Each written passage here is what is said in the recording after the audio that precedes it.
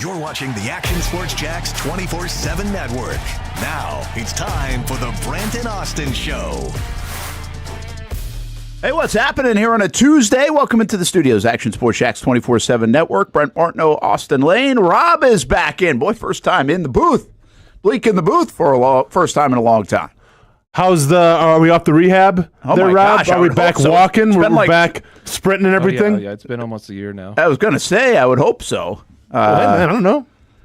Fully recovered. Back on the golf cart. I would think by now multiple times. Golf cart's all fixed. Golf cart's fixed. For a few months now. Golf cart's fixed. You're fixed. And walking normally. Back at it. You love to see it, Rob. Welcome back. Thank you.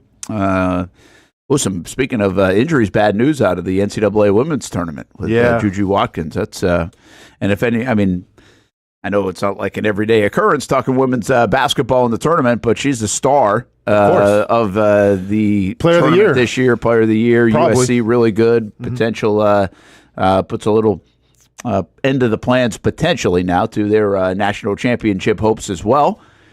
And I kind of put this in the title today, but what a difference a year makes in the NCAA tournament, because you've got like the whole Caitlin Clark and Angel Reese thing, and now your star player goes down in this tournament. And it wasn't going to be the publicity of last year anyway. It wasn't getting that kind of attention.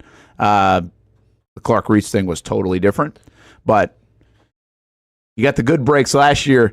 The NCAA Women's Tournament probably not going to get it this year. I mean, you're going to see this major drop-off, most likely in ratings and everything else, and that's just going to be natural. That's not a knock on the game. It's just last year was just one of those extenuating circumstances where it's unbelievable. Of course. You know, that was the boon.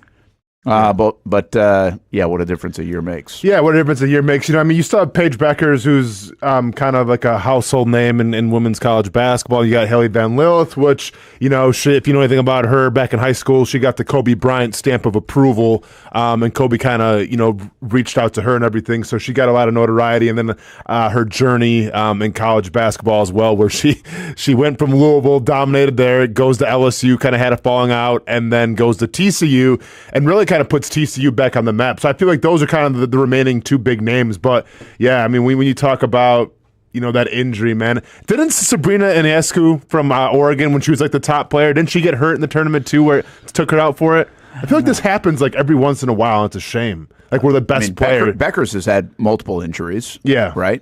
But I don't know that. That's a good question. Yeah. Now, listen, a great game last night. If you watch Alabama and Maryland, did you see that? Sarah Ashley Barker had 45. They went to double overtime. They were down 17 like late in the third quarter. Maryland was, and they come back and win it. So there are some really good performances and storylines and everything else in women's hoops, but it's just not to the degree. And then obviously you lose JuJu Watkins, so that's not a good deal there. Speaking of NCAA basketball, did you see the whole Pippen and Michigan thing? I have not seen this. The transfer portal opened yesterday. And so I saw something last night. I think it was, who was it? Jeff Goodman, who covers college basketball. And he said, and I didn't even realize this, but Jalen Smith from UNF was like the first guy in the portal. I don't know if it's something to do with being the first guy in line. Like, I don't know what that means. How'd you get your name in there first? Yeah. But boy, couldn't wait to get it in, I guess. And it wasn't like it was alphabetical because it's Jalen Smith. Sure. Yeah. So anyway, he's a sophomore from UNF. Looks like UNF's going to lose another good player, a double-digit guy. I was a little surprised. I was curious whether he would go because he's small. And so I don't know where his game translates like higher than UNF, a good UNF player, good A-Sun player.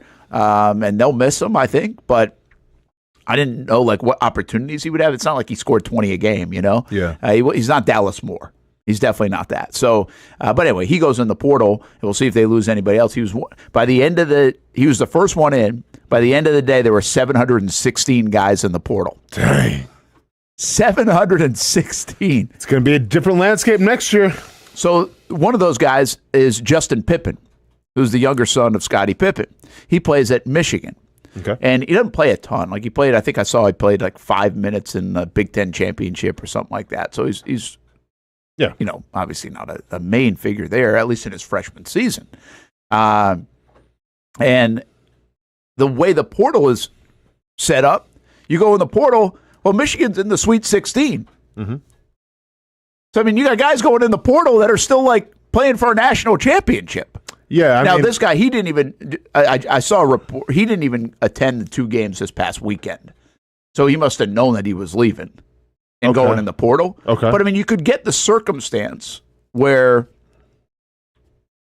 I mean, you lose a guy in the middle of the tournament. Well, yeah, it's stupid. Why wouldn't you just open the portal after the tournament's over? It makes zero sense. And I don't know all of it. The I just NCAA had the foresight, you know? Yeah, I mean, I don't understand why it has to go right now and why the set. And I think we do this in football too, right? Because isn't that the deal when we get to the playoff now? The college football playoff, I think, runs into a little bit of this too. Now, most of the guys that are leaving probably aren't the star quarterbacks, the star running backs, and everything else. And the window doesn't close in a day. You don't have to jump in the first day. But it does seem like it's kind of a stain, is what I think. Like, you got in the middle of the NCAA tournament, which is your prime time, which you got record numbers, by the way, right now. And you're going to, and now a story like midweek going into the Sweet 16 is, hey, 716 guys are transferring, which everybody's already like up in arms about the whole transfer portal anyway. Yeah. So why bring it on this time of year? And sooner or later, we're going to get the deal, man. We're going to get the deal where it's like some kid from Creighton is averaging 20 a game. He's their star guy, and they make it to the Sweet 16, and he like heads to the portal. It's like, what a world! It's crazy, man. And listen, I don't fault the players because the coaches do the exact same thing. So, you know, I mean, I'm sure the NCAA, they have a lot to think about, and they're going through a lot right now with NIL and everything. But I mean, I think a legitimate rule change would be just open it up, and even when it comes to coaches in terms of taking on a new job, just make it till after the tournament. It's simple as that. Yeah, it doesn't seem hard. We just solved it. Yep. But I think it's hard. Well, I think with the NCAA, a lot of things can be hard sometimes, Brent. Yes. So here's what else we got. I found this fascinating. I'm just like going around college basketball and watching like these news conferences, and you got a bunch of guys jumping over to like NC State. Will Wade, the dude from Drake, is going to Iowa, and my goodness, was it refreshing? You know, we've been screaming transparency for a long time. That's my next hat, by the way. Transparency? Yeah. Okay. Is that the thing? I like that. Can you like trademark that? That's like just a dictionary word, right? You're not going to get like, I don't want to trademark. I'm just saying I'm not going to get in trouble if I make a hat out of it. No, I think you're good, but I think it's open market. But yeah, you're not going to be able to copyright transparency. I don't need to copyright. I just it. want to get a cease and desist for making a hat out of it. All right. I mean, only one way to find out, man. Yeah, that's true. Fair use. Yep. Fair use. Transparency. But this guy, and I know you probably didn't see it, and I know a lot of folks didn't see it, but the AD for Drake held a news conference like yesterday, and this is like a 5-minute deal. He answers a guy's question. The guy must have just been like, so how did this all go down? And he goes for like 5 or 6 minutes, and he goes blow by blow of how it went down, like even to the point of, well, there was a report at 10 o'clock in the morning on Sunday that said he got the job. It eventually was right, but it wasn't right at the time because he didn't have the job. We were just landing on the plane. And he texted me this, and then he at 8 o'clock at night, he thought this way, and then at 8 o'clock in the morning, it was this, and the agent was great, and blah, blah, blah, blah, blah, and like all this stuff is like blow by blow. I was like, holy cow, this is the greatest. Yeah. It was really cool. Like, it was really cool to take. It took you behind the scenes of how this stuff works in like a very short time. And to the credit of, was it McCollum, I think is the name of the coach for Drake, who's now going to Iowa, to his credit, like he shut the door on a lot of these conversations while people were coming after him during the tournament, probably like in Indiana. Sure. Like, the word is like Indiana was coming after him, and they pivoted because they couldn't talk to him right away. I got you. That's what some of the reports are. Now, I don't know how true that is, but he ends up landing at Iowa. And, you know, but he goes to the point, the AD was like, we took our swing. We put together a package that was the biggest and best package Drake has ever offered to anybody, and anybody in the conference like had offered ever. Sure. He's like, so we have the support, blah, blah, blah. And he labeled it like 3 buckets. It's like organizationally, like team travel and other things like that. I think probably facilities, and then pay for coaches and staff, and then the NIL portion. Like, those are the 3 buckets that they were trying to fill. It was very, if you get a chance to go, I retweeted it, but if you get a chance to go watch that, it's like 5 minutes, but it's just refreshing. Instead of all the BS that they always try to fool you with, it was just, bam, here's how it happened. Yeah. Behind closed doors. I mean, do you think that, like, when you're Drake, like, it doesn't help to kind of be transparent because there's no other choice. Like, I mean, we all get it. Like, you're a small university. You don't have the resources that Iowa has. You lost out. So, like, you might as well not be bitter about it. You might as well embrace it, support your old coach going to a new spot, and maybe, like, being supportive and being transparent will open yourself up to a new coach to come in and just kind of be in awe of that. I would say, yes, you're right on that. I just don't see the downside for other people. Why they're not more transparent. Because I think, depending on the universities and everything, I think some universities can be bitter. Oh, yeah. They're upset. No. And by the way, this guy even, he wasn't bitter at all. He got the process, but he was also like, it's frustrating, when you lose a guy after 1 year, but it's still, it's the name of the game. And, yeah, I totally get what you're saying. I think you're... I just think that sometimes emotion can blanket transparency. Yeah. Ooh, that's a good one. That is a good one. Put that on a shirt. I think... But you just said, is it Drake's deal? I would just think everybody would be bitter if they lose their guy, and then so they'd be like, I can't believe he left. I can't believe he left Drake. Mm-hmm. It's like, well, no, we kind of get it, but this is how it all went down. So it was just kind of refreshing to see. All right, so that's the basketball story. Of course, Florida will play on Thursday, and Gator fans complained a little bit about that because it's a shorter day, and in San Francisco, it's plenty of time. Yeah, I'm not buying that stuff. You'll be fresh and ready to go. We ain't going to school this time of year anyway, people. So don't worry about it. We'll see you next week in class or 2 weeks from now. But they'll obviously start up the tournament again on Thursday for the Sweet 16. NFL Pro Days are underway, and Miami had theirs in Cam Ward. Boy, certainly looks like they're going Cam Ward with Tennessee Titans, right? As he is a little cocky about it, too, saying, he just solidified himself with the number one spot as he was walking off the field, which, do you like the brashness? Do you like the swagger of a quarterback like that? Or would you rather have him just be more mild-mannered? I don't want to say emotional by any means, but would you rather just have him be a little more even-keeled? Yeah, I don't mind this. Okay. I don't mind this. I do think there's an element of the quarterback that you got to probably not have too much of that. You can't have. I feel like you can't. Yeah, because you're CEO and all that stuff that goes into it. But at least at this part of the game, when you're trying to sell yourself and you want to be, I'd rather have the guy that's bravado than just kind of laying back and you're trying to wonder about his personality and everything else. You know who he is, right? So, yeah. And I think we still see that from time to time. I think we see that with, I think Lamar comes across as a very humble guy. Absolutely. And team guy, but also isn't afraid to once in a while sneak a little bravado in there, I'm damn good. So that's okay. And I don't think this was over the top. No, I don't think it was over the top, but then we start going back to the history, because of the whole bowl game thing where he sat out the second half to try to, get his stats or whatever like that. So listen, I'm not saying there's anything by it. I actually celebrate. I think it's refreshing to, especially, with new players coming in where there is a little more of a swag, there is a little more of an attitude. My only qualm with it is, should that be reserved for other positions and not the quarterback position? And is it the double standard, right? Because you look at Patrick Mahomes, listen, every quarterback's going to be some sort of emotional, right? It's the game of football. You're playing the most important position. You have a right to be enthusiastic. You have a right to throw your helmet, all this stuff. But I think when we talk about some of the greats, you always think of them more as surgeons and calculated as a more of just always celebrating and going crazy. I'm trying to think of that way, quarterback wise, for instance, Brady, the GOAT. You only saw him there was a thing with on the sidelines with Josh McDaniels and everything, but usually he was more just even keeled, just kind of went about his business. He would celebrate a touchdown and things like that, but you never heard the crazy sound bites. You never really saw the crazy celebrations. It's more just go about your business. Yeah.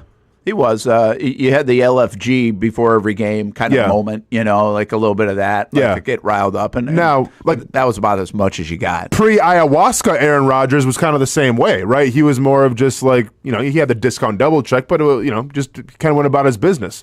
Post-ayahuasca Aaron Rodgers, then it was I own the Chicago Bears and I'm essentially an owner and things like that. But I think for the most part, the quarterbacks that have had the most success are the ones that are a little more just even-keeled and silent assassins. I think Joe Burrow, once again, Joe Burrow, what category would you fit him in? I think he's flashy, I mean, he buys the Batmobile. He can give you a soundbite every once in a while, but like I don't know if he's really on the field doing a bunch of crazy things. Yeah, I don't think so. Yeah. I wouldn't say that. Yeah, I think you're right. I think there's a calm demeanor about the quarterback that, is even keel for the most part. And that's what we say about Trevor all the time. But I don't get the idea that this guy's going to be like Cam Ward's going to be over the top in front of a microphone everywhere else. I think this is a little bit of the process. It's a little bit of selling yourself in the process. Maybe. How do you think he's going to be, by the way? How does he translate? Because I can sit here right now and say, okay, the Tennessee Titans are going to get him, it looks like. They're going to they can revamp that quarterback room. And shame on me, most likely. But this guy doesn't scare me being in the AFC South. Cam Ward doesn't. He doesn't. And I'm just telling you how I honestly feel about it. Sure. Maybe he should. Those are the guys that are like, when you get the no guys, they turn out to be, oh, well. And then these guys are like the guys that really end up being good. So is there an element of that with Cam Ward that I'm sleeping on? I mean, the dude's got an arm, man, and that always makes me a little nervous. Well, of course, you better have an arm if you're going to be picked number one, right? For sure, yeah. But, like, I mean, if you want to compare, like, to Sanders, like, I like him a lot better than Sanders. Like, I don't know. I'm not going to lie. Like, he does make me a little nervous. Like, it's the Tennessee Titans, right? And I'm going to keep on sleeping on him until further notice. But I think he could be a pretty solid quarterback, yeah. I mean, like, I wasn't scared, and I'm not sure, like, what the consensus was when they got Levis. Levis never scared me. Like, Levis never, I was just like, all right, best of luck to you. Ward, like, if they draft Ward, I'm going to be a little more nervous over that than it was like with Levis. And I watched a lot of Levis, too, in college. It's just, That's a good comp. I'm trying to think of, like, when the whole division has been reset at quarterback, right? Mm-hmm. When the Colts picked Anthony Richardson, I wasn't necessarily worried. I felt like it was an all or nothing kind of pick, and so far it's been a nothing kind of pick. CJ Stroud, honestly, if you really put yourself in that draft, you're like, meh, we'll see, right? Sure. I mean, again, anytime somebody's picked in the top 5, they've got the talent to be able to deliver, and you never know which one is going to deliver in the quarterback world. So there is that. I don't sleep on these guys. I'm just trying to tell you, like, eesh, scared of that guy coming in, right? Like, that wasn't the case even with C.J. Stroud, in my opinion. Maybe it was for others, but it wasn't, in my opinion. It wasn't for Anthony Richardson in that draft as well. And then who am I missing? And then you're right, Levis. Mm-hmm. So but I got to be honest with you, this guy's a little bit the same way. Like, until last year, and while he had a prolific career in the stops that he made, last year was really like, kind of had a little Joe Burrow kind of feel to it last year. Sure. Right? Like, it was here to here. Now, Burrow was like down here because he had hardly played, and then it went boom to right here. But, yeah, I don't know. I just doesn't. And again, this could be a me problem. Maybe we should be a little bit more cautious on Tennessee, but it feels like right now they're a little bit of the Cleveland Browns rifling through quarterbacks. And by the way, maybe a little bit of the Jags in yesteryear, too, of rifling through quarterbacks and trying to find the guy. And I'm just not sure this guy is going to be the one. Yeah, I mean, it's like I said, anytime that the biggest attribute can be the arm strength, and he's called a gunslinger, like, then you think of, like, Josh Allen, you think of Patrick Mahomes, you think of Aaron Rodgers in his prime, and it's like, that attribute makes me nervous. Right? Like, if it was more like, okay, he's a good decision maker, all this stuff, he's a cerebral IQ, like, okay, yeah, that's something, but, like, when you start throwing gunslinger around in the mock drafts and like the scouting evaluation, then that does make me a little nervous for him to go to Tennessee. I'll tell you this. The guy that would worry me the most out of any of the quarterbacks coming in, just because I think he's got some upside that people are sleeping on, would be Jackson Dart. Mm-hmm. He'd be the guy that if, like, somebody were to grab him. Now, they're not grabbing him at number 1, right? Well, Kuiper had him going at number 9. I think it was the last one. Or it was on some ESPN show, said that he might go top 10, which is crazy. And could, like, where's Indianapolis picking? Could they, like, reset the position with a guy like him? Like, I don't know. Like, that would that would worry me a little bit. Dart to me, so I'm just trying to take you through my psyche right now on this. Like, Sanders has a little bit of that in him because he's going to be a prove you wrong guy. And so there's definitely a chip.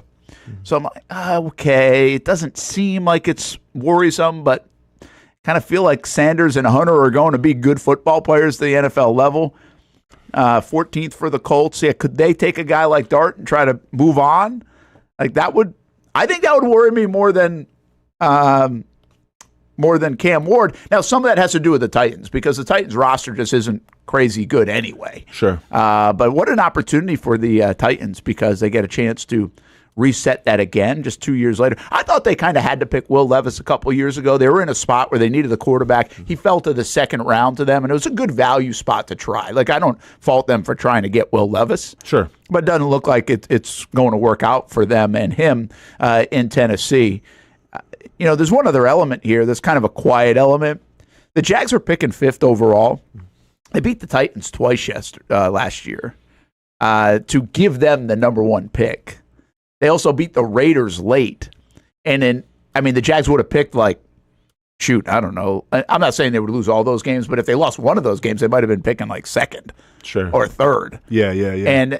And just that interesting dynamic of where the Jags sweep the Titans get the number 1 pick if Ward is good. And the other side of it is the Jags could be sitting pretty for whoever they want at number 2 or 3 if it's a Travis Hunter, if it was an Abdul Carter, any of those guys. It's funny how one of those losses or wins would have shaken that up. Now, I don't really think it matters in the grand scheme of things. I think it's just one of those deals where you could look back on. And most people were saying that about the Raiders. Remember when the Jags beat the Raiders?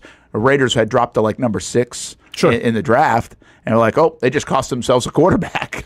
Yeah, and listen, sometimes it always comes down to maybe one game, one win here, one loss there, whatever. But at the same time, we owe, the Jets for losing when they did as well. Yeah. So, every year, it's kind of give and take, I guess you would say.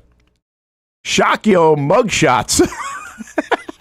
I like that. I like the mugshot game. I like that. Mugshot game's fun. Yep. But it's a mugshot Monday, not on Tuesday. We're not moving it. Just do it daily. There's not that many people getting arrested, apparently. Oh, you'd be surprised. You'd be surprised. There's plenty. Mm-hmm. Speaking of Shock Your Mock, probably get to that tomorrow.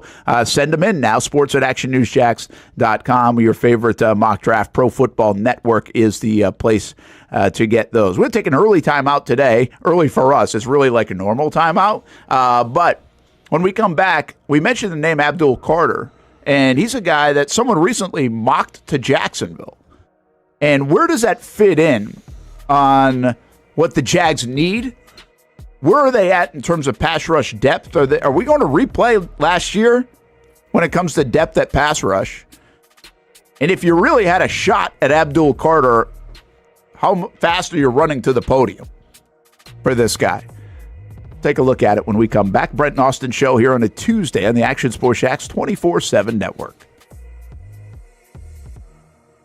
When it's time to get a new car for anyone in your family, just remember, nobody but Nimnick, the #1 Buick GMC dealer in Jacksonville. Get the latest price breaks on 2023 and 2024 models or the newest 2025 vehicles in the showroom on Phillips Highway or shop online at NimnickBuickGMC.com 24 hours a day. GMC Sierras, Yukons, and the redesigned Acadias, or get the all-new redesigned line with Buicks. It's nobody but Nimnick, and part of the reason why is this is a first-class buying experience here at Nimnick Buick GMC. You're not just a customer, you're a friend. This is about getting a vehicle that best fits you and getting you on the road, and also helping you and your family down the road.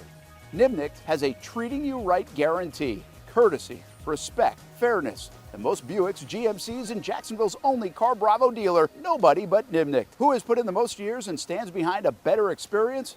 Nobody but Nimnick. GMC, we are professional grade.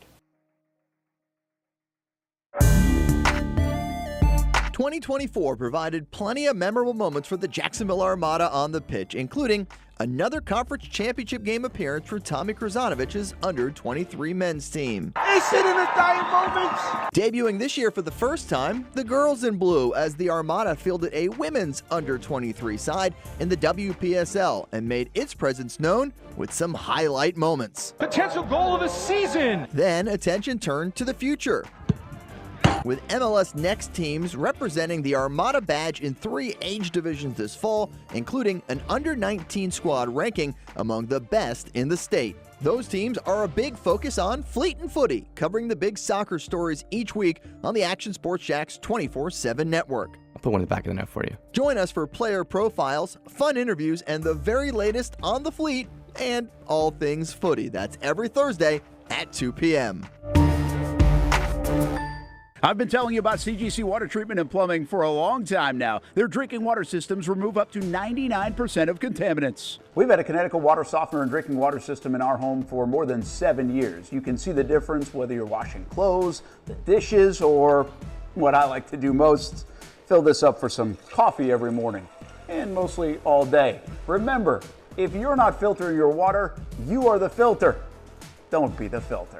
Save $1,000 or more when you bundle a Connecticut Premier Softener with a Connecticut K5 drinking water system.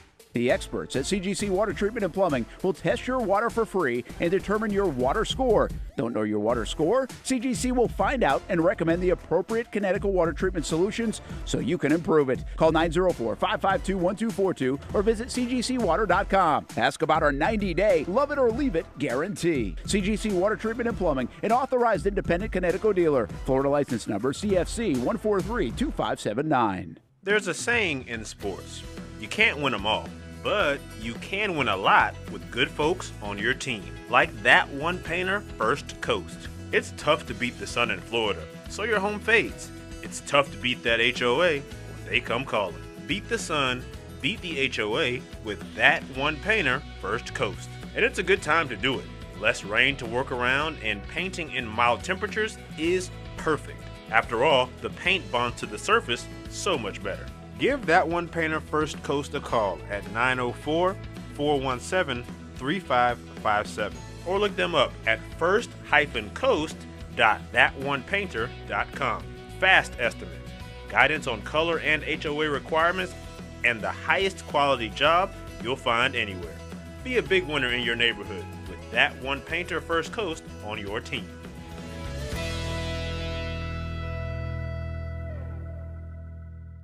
When it comes to trucks, I know exactly what I want. And at Bozard Ford, they make it easy to get exactly that. Let's go make this truck a little more my style. With Bozard Built, I can create my perfect truck right here. Lift kit? Check. Premium wheels? You bet. Advanced lighting package? Oh yeah. The Bozard team works their magic.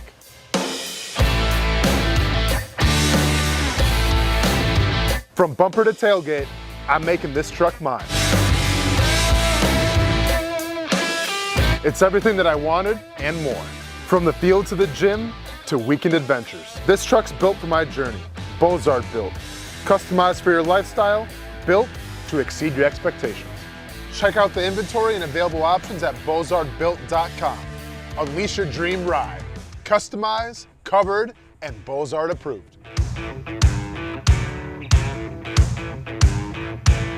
Welcome back to the Brent and Austin Show, streaming on the Action Sports Jax 24/7 network.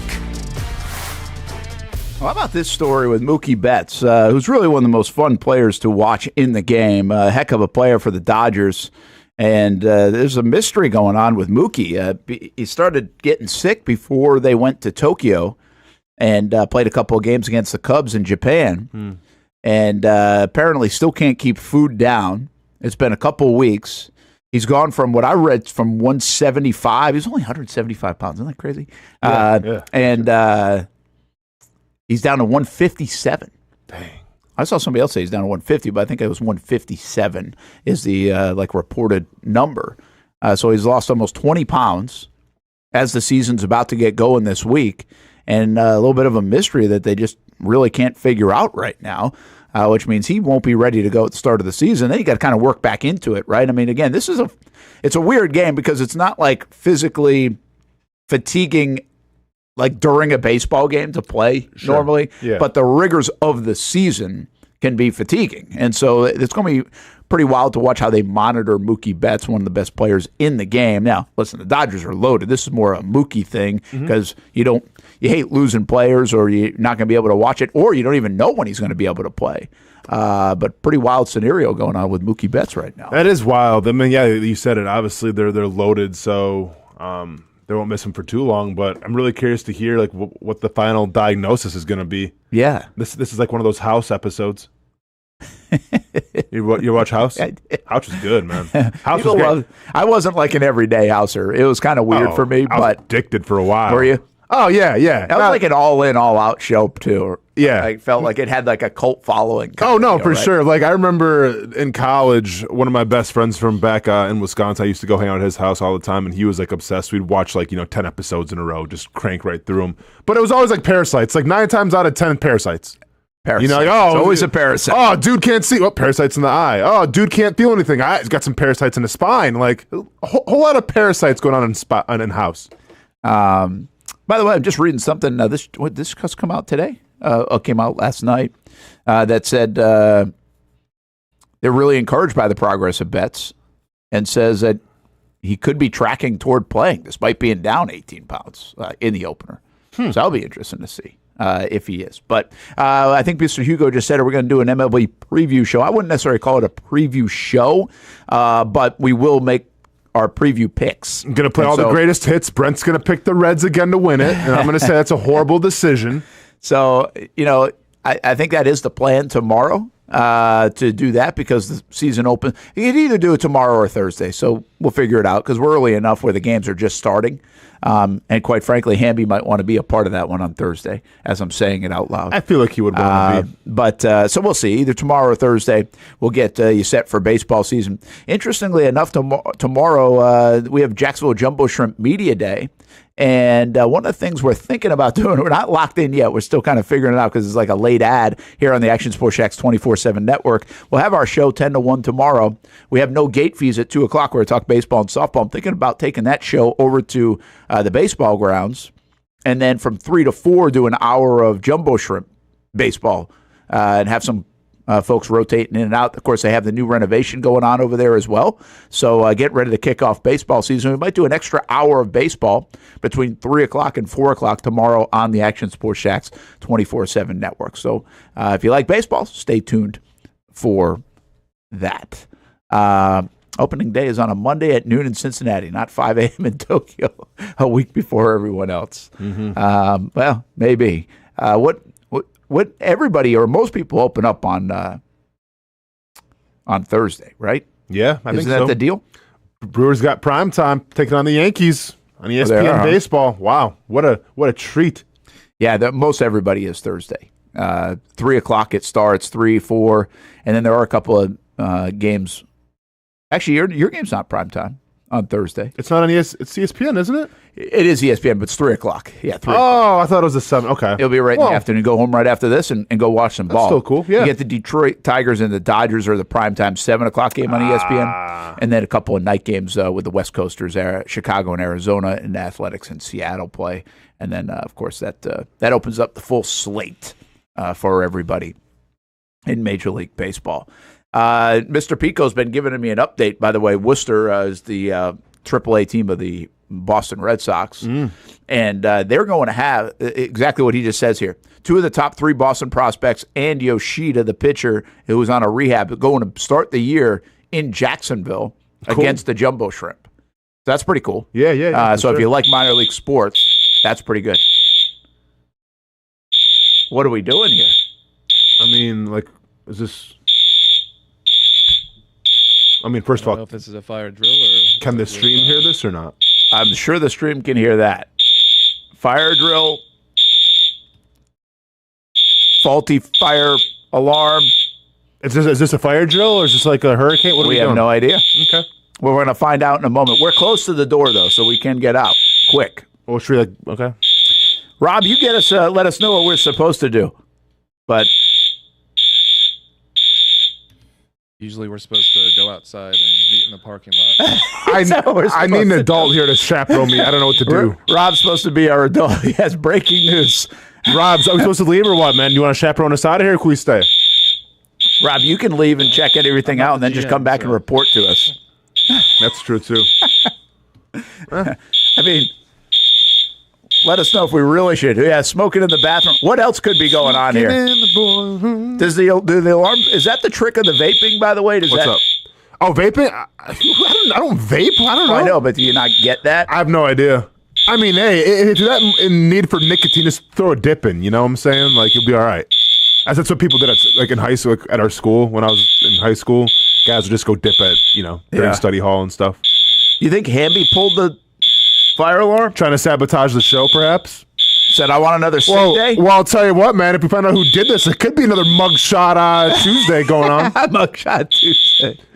Yeah, I think we could probably. How about we do the smart thing, take a timeout, and when we come back, we'll have the answer.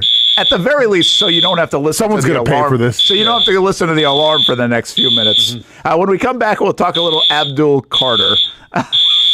And what if he were to come to Jacksonville? How about that? Let's take another timeout. Most of us know how to throw.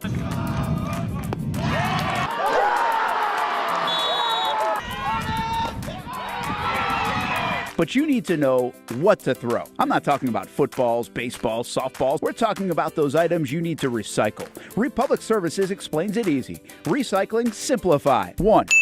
Know what to throw. When in doubt, throw it out. 2. Empty, clean, and dry those materials. It takes an extra minute, but it makes a big difference. And 3. Don't bag it. This makes the recycling process faster and more efficient. This is a look at the Republic Services North Florida Recycling Center. You can make this process even more efficient. By utilizing those 3 steps, Republic Services can help you become a better recycler in your home. Learn more at recyclingsimplified.com. For the game day hustle and every day in between. Juggling my show, Jags Social, to daily tournament. But this ride, MVP status. The all-new 2024 Lincoln Nautilus isn't just my car, it's my personal locker room, office on the go, and VIP lounge on wheels. Let's talk tech. My profile remembers everything from customizing my dash display to setting the ambient lighting and my signature scent. And wireless charging, essential for live tweeting scores. Whether I'm packing for a beach day with friends or heading to the gym, there's space for every passion. After dominating all day, this becomes my recovery zone. The massage feature is like having a personal PT on call. Life's a non-stop game, but with this ride, I'm always on my A game. The 2024 Lincoln Nautilus. Drive your passion. You trust CGC to make your water great, and now you can trust CGC with your plumbing needs as well. Fast, convenient scheduling, licensed and insured. A quick call away at 904-552-1242. You never know when you're going to have an issue with a shower, toilet, or maybe it's a sink that sometimes is easy to fix. All right, let's be honest. I'm not fixing anything. I'm totally staging this because when I have a plumbing problem, I call CGC Water Treatment and Plumbing. Trained professionals, transparent pricing, customer satisfaction. Small problem or even a bigger issue. Right now, you can take 10% off any water heater. The experts with 25 years of experience at CGC Water Treatment and Plumbing can do it all. Call 904-552-1242 or visit cgcwater.com. For a limited time, CGC is waiving the trip charge on all related plumbing calls. CGC Water Treatment and Plumbing, an authorized independent Connecticut dealer. Florida license number CFC 1432579.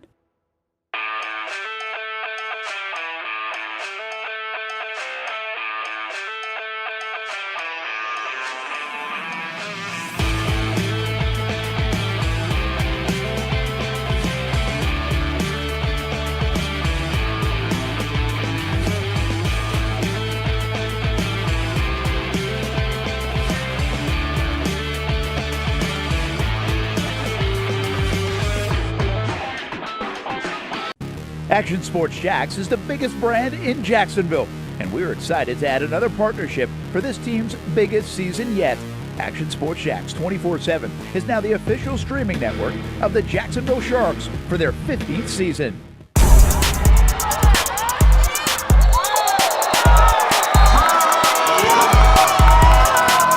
The Jacksonville Sharks are your champions. It's the place we party in football season with Jaguars All Access. Welcome to String Sports Brewery, everybody. Say hello to our guest tonight. That is Trevor Lawrence. You can bring your party or event to String Sports Brewery in Springfield any day and any time. Rehearsal dinners, corporate events, birthdays. Here at Strings, you can enjoy the inside area and the outside area. Good for any weather, good for any occasion. Watch the games, play the games, shoot some hoops, beer? Yeah, they have that. Plenty of choices. And sure, this is a brewery, but Strings is also a restaurant, and the food is fantastic. A full menu made from scratch meals. And if you need String Sports Brewery to help with a party at your place, they cater too.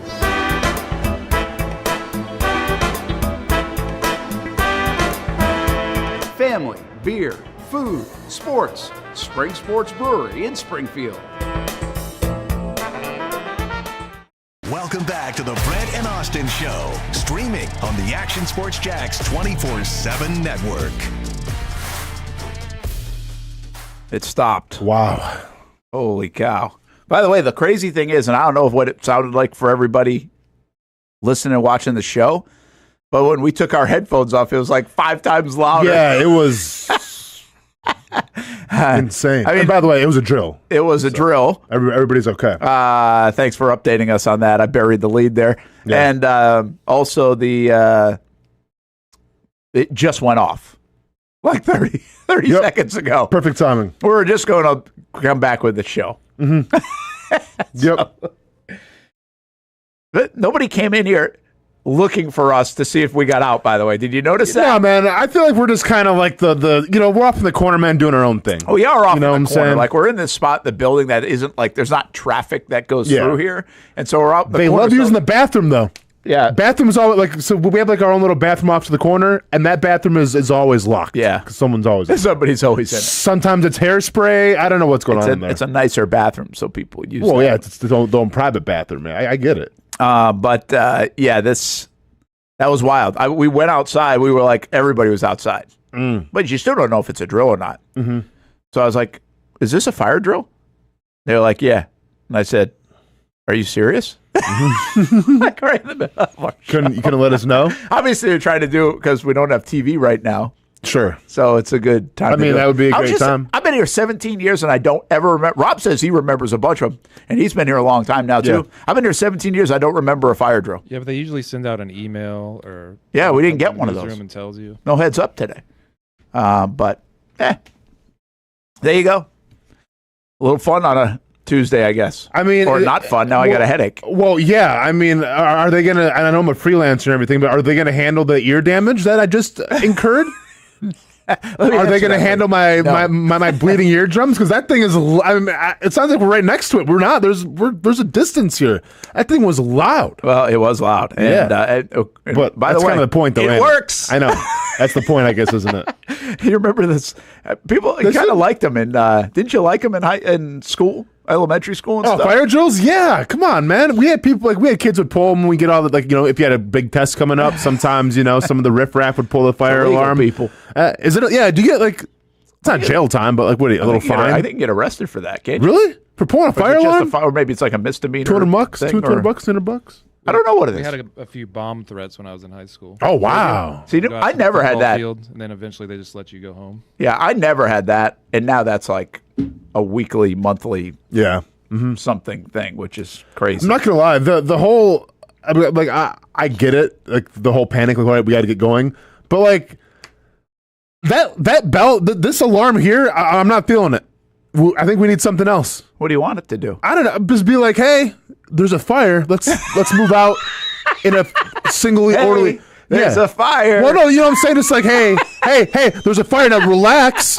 Let's not panic, but there's a fire going on. So let's exit accordingly. Not like the whole time. Like I panic. I may have pushed somebody. You bring up you just bring up a very good point. Yes. We are technologically advanced. Correct. To the point of AI. Yep. Why aren't fire alarms now talking to you? Or at least just like in a voice of calm. Yeah, because I'm not going to lie, man. Like if there's really a fire here and that alarm's going off, I don't know, man. Like I don't want to say I would push somebody out of the way, but hey, Brent, if it comes down to it, I might be pushing somebody out of the way. Of course. And then they don't have to go to HR. And I'll be like, sorry, I'm a freelancer. I do what I want. You remember like a fire alarm outside of school? Because I'll give you an example. Like, hit me with it. I remember being in a travel ball tournament with Ty when he was a little guy, and we're in like Panama City. It was like one of these week-long things. And so you're in this hotel. It's this huge hotel at Panama City. Yeah. I mean, I couldn't even guess how many rooms, but let's just say like 1,000 rooms or something. And it's like 3 a.m, man. And that whole thing. Yeah, we're talking yeah. about like a 25-story hotel. Yeah, yeah. And with kids, like obviously it's a big like little kid baseball tournament or something. So you got families there, all this stuff. It was like a false alarm, thankfully. But I don't know if somebody pulled it or whatever. And you're sitting out there at like 3 a.m. with like people are tired, exhausted. Yeah. And just like give me like the Morgan Freeman fire alarm. Like, there's a fire alarm. Or like maybe I'm trying to think who else is like kind of. Oh, dude, give me the Matthew McConaughey fire alarm. All right, there's a fire going on. Y'all better exit accordingly. All right. That's taking a little time. If it was 3 o'clock in the morning and that goes off, like, yeah, I'm not going to be impressed, but I'll be like, oh, that's cool. All right, Matthew, I'm walking out. Like, I see you just landed on this. I wonder if this is a thing. Like, I wonder if people have that. Well, if we don't, we should go into business. We should. Like, that would be good. I mean, Cameo was a thing. Yeah, You could live forever. Yeah. Like James Earl Jones should have recorded this. And I'm saying, like, this is just for fire specifically, right? Like, there's other disasters that can happen with hurricane, like, do something else. But I'm just saying, if it's a fire alarm and, like, there's a fire and we got to exit accordingly, yeah, don't blare this thing in my eardrums and make me panic. Give me Morgan Freeman, give me Matthew McConaughey, and just calm me down a little bit. Yeah, that's good. I like that. Yeah. I like that idea. The only thing I would say is, hey, what's up, sharks? Do they want the annoyance to get you out? Okay, but then once again, do you want me to push somebody? Yeah. Because that's how you get me to push somebody. It sounds like that. I don't like that, man. That drove me up a wall. Big Nuke Dog, 1986. Sounds keeps going in and out. Are you talking about the fire alarm or us? I'm not sure. Yeah. If anybody else have an issue, let us know. We'll try to troubleshoot it. But maybe it knocked some speakers out in here. It was loud in here. Yeah. We got 2 of them right there. We didn't know that or plan for that one. Brent Martineau, Austin Lane. Rob with us here on a Tuesday as well. Casey's going to be along with us tomorrow. Casey might even be jumping in for a little bit later on in the show today. And then Hamby back Thursday and Friday. We're going to take it easy on Hamby. He was crying yesterday during the show because we were hammering him so much. Hamby's dad gave Brent a cease and desist. No, he didn't. Threatened to get the authorities involved. Now we're just joking. Probably gave us a thank you note. Probably. Yeah. That's what we're hoping on.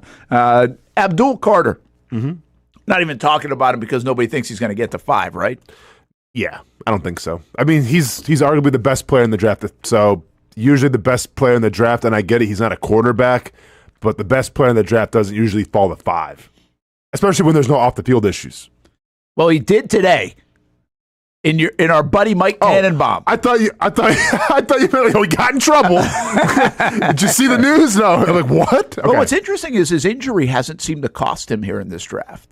You know, that whatever that lingering injury that he still has, or that he will have, even not fully ready, and that's fine. But it's just sometimes those will kind of drop you down the board, or it doesn't seem to be the case at all with Abdul Carter.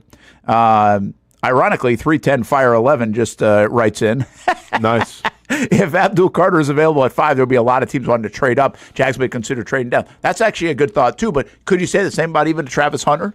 I don't think you would say that about Mason Graham, but you could say that about Travis Hunter. But Abdul Carter, I think you might be right on that. That might be the one guy that if he were to still be there, someone trades up or to come get. But wouldn't you also say the case for the New England Patriots? The New England Patriots are rebuilding their roster. So if he's still available at number 4, don't you think people would trade up to number 4 maybe to get ahead of the Jags in this case? So keep an eye on that. That's why there's really a lot of scenarios to paint that it would seem unlikely Abdul Carter would make it to the Jacksonville Jaguars. But Mike Tannenbaum does do a mock draft today, and he's got Cam Ward going 1.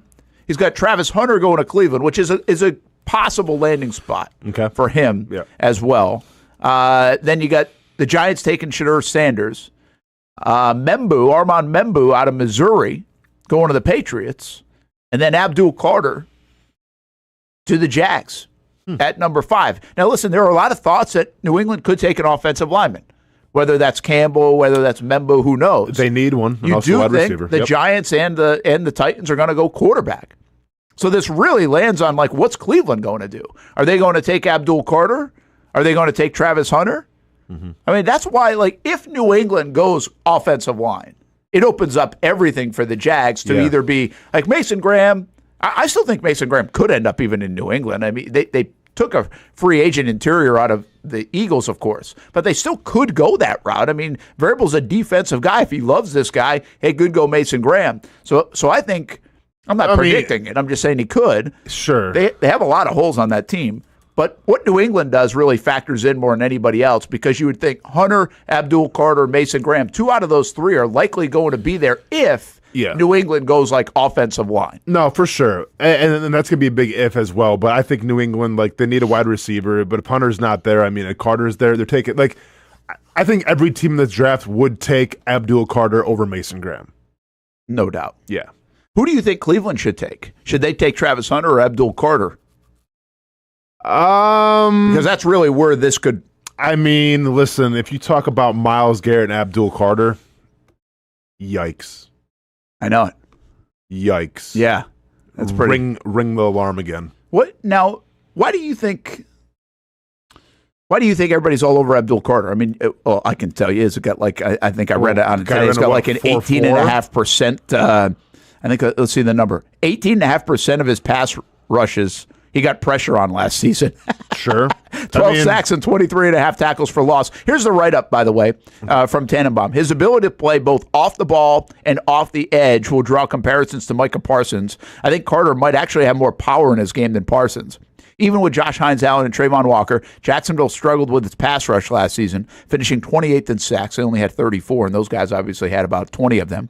So I'd be running the card in if I were the Jags and Carter was still available when they got on the clock. Yeah. How do you view what they would do with him? You've got 3 edge guys, essentially. You'd probably have to bump. I mean, because, listen, I wouldn't draft Abdul Carter as a guy who's going to come in on every third down. Like, you take somebody that high, they need to play. So I think what the play would have to be then is you're going to bump Trayvon Walker down sometimes. Like, it can be a rotation, but when we're talking about nickel, when we're talking about second and long, third and long, then, yeah, you bump Trayvon Walker down, which you know how I feel about that. But at the end of the day, you got to get Abdul Carter on the field. You bump Trayvon down, have Abdul as one of your edge guys. Yeah. Mm-hmm. And now you got a bunch of 3 technique guys, too, in there. With Trayvon, with Armstead. I mean, you got a lot of flexibility across that front. Mm-hmm. And Mason Smith. But, yeah, I think Abdul Carter bounces everybody away. What's more intriguing or helps this football team, do you think, is Abdul Carter falling to 5 or Travis Hunter falling to 5? Abdul Carter falling to 5. Huh. It's just like kind of a long it just doesn't feel like it's even plausible. Is that why? Yeah, absolutely. This draft is shaking up like 2016. Okay. In a sense, where you've got who do we have? DeForest Buckner and Joey Bosa and Jalen Ramsey. Oh, yeah. So for the Jags sitting at 5, which I think is where they were that year, they were at number 5, and you had 2 quarterbacks that were going to go, mm-hmm. and then you had 3 possibilities in Mason Graham, Travis Hunter here, and Abdul Carter. That you're like, okay, whatever one happens, happens.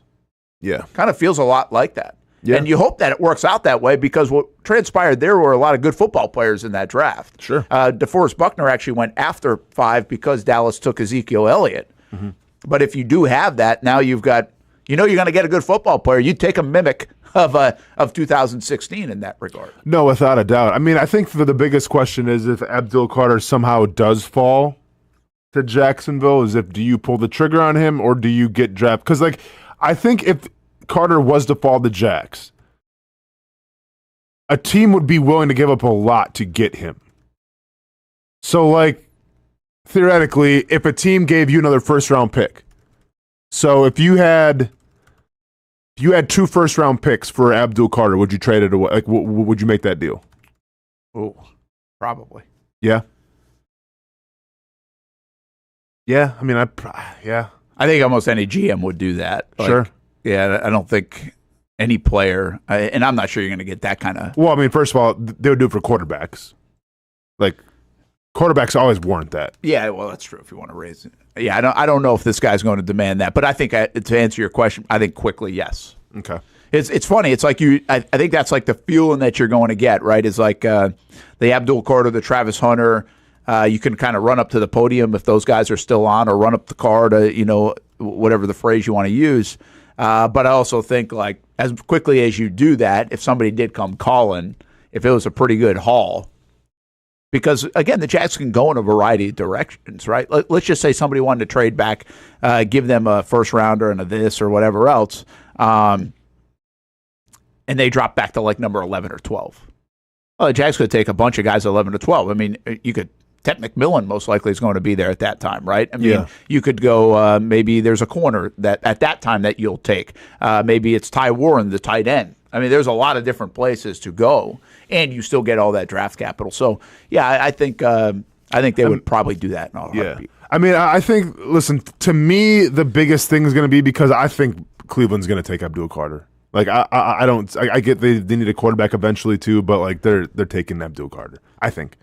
So, well, and I think they might be scared. Do you think they're a little scared of Travis Hunter stuff? Like, is he going to play? I mean, they'll know that beforehand. Does he want it to be there? Is he going to be a heavy in that situation? You have no idea what the behind the scenes kind of conversations are. Sure. But you just don't know either. I mean, Cleveland is and I guess you could ask that question about Jacksonville, but you're not hearing a lot of that noise. Correct. You heard it around Sanders a little bit because obviously that's Deion's kid. Well, and this is the thing. Like, I think Sanders is going to be the biggest domino. Where if Sanders goes to New York, then you might have a realistic shot of possibly, if you want Travis Hunter, to get him. I think if Sanders doesn't go to New York and they go some other position, then it might be an issue. I think that's just how it's going to shake out. I think Sanders is going to be the domino that if you want Travis Hunter, you got to cheer for Sanders to go to New York. And then you got to hope that New England doesn't take Travis Hunter, which is kind of a big hope too as well. Because New England could take that Campbell dude, I think, out of LSU. Yeah. I get the guy from whatever, Mizzou. Yeah. But like I'm under the belief of very rarely do you have like an offensive lineman that's like not talked about, have a great combine, all of a sudden like he's the guy now. Like, no, I feel like the guy from LSU was talked about the entire year. I think he'll be the first tackle taken. Yeah, probably will be. It's funny, like Hunter to New England is an interesting one because they need so many things, and you feel like they might also try to be building in the trenches. But you go get a star, and you couple them with your young quarterback. So, and there's a lot of different ways this early draft can go. But again, I'll repeat what I said earlier. I think the two quarterbacks, to your point, if they go in the top 5, the Jags are going to end up with a really nice player. And I don't think you could complain about Abdul Carter, Mason Graham, or Travis Hunter at this point. Yeah. Whichever one they lean or where they want to go. And now, if all three are on the board at the same time, which is not going to be the case, but I'm just saying if you had your pick of all three, that would be an interesting one. I mean, is it Hunter or Abdul Carter, like I asked you before? And I think you said Abdul Carter. Mm-hmm. The upside there may be bigger than anything else. But Hunter would be very interesting at that point if it was Abdul Carter or Travis Hunter. A little bit later on the show, by the way, we're going to take a look at Jourdan Lewis's impact. Daniel Griffiths writes about him today on actionsportshacks.com. And so we'll talk a little bit about that free agent pickup, who I think is sneaky one of the biggest, obviously now becomes one of the biggest offseason moves the Jags make because he comes with a little bit of attitude. They obviously paid for that position. The domino effect of Jerry and Jones, there's a lot that ties into that whole Jourdan Lewis acquisition for the Jacksonville Jaguars. Speaking of Abdul Carter, how much are the Jags in danger of running it back with a little too much, being a little bit too lean in the pass rusher department? Mm-hmm. We did this last year around this time. They got to go get some more pass rushers. They end up with Trevis Gibson. They end up trading him away. He doesn't even really play for Seattle, too, so that was obviously a whiff even in free agency. At least they got something for him, I guess. Sure. He wasn't going to factor in much. They don't really get any help in the draft. The guys that they had drafted prior to the Abdullahs of the world don't really help out in a marquee way. For the longest time, Roy Robertson Harris had the third most sacks on the team, even when he was gone for 5 weeks. So you bring up the question of how desperate is this team for pass rush depth, especially coming out of free agency where they really didn't address it? I mean, when you look at their depth right now, they have Miles Cole and they have Yasir Abdullah. And that's about it. Like, honestly, like I'm looking at, this is, the draft website, or the depth chart website, and that's it. So Miles Cole and Yasir Abdullah. And that's obviously not enough. And I am surprised because if you looked at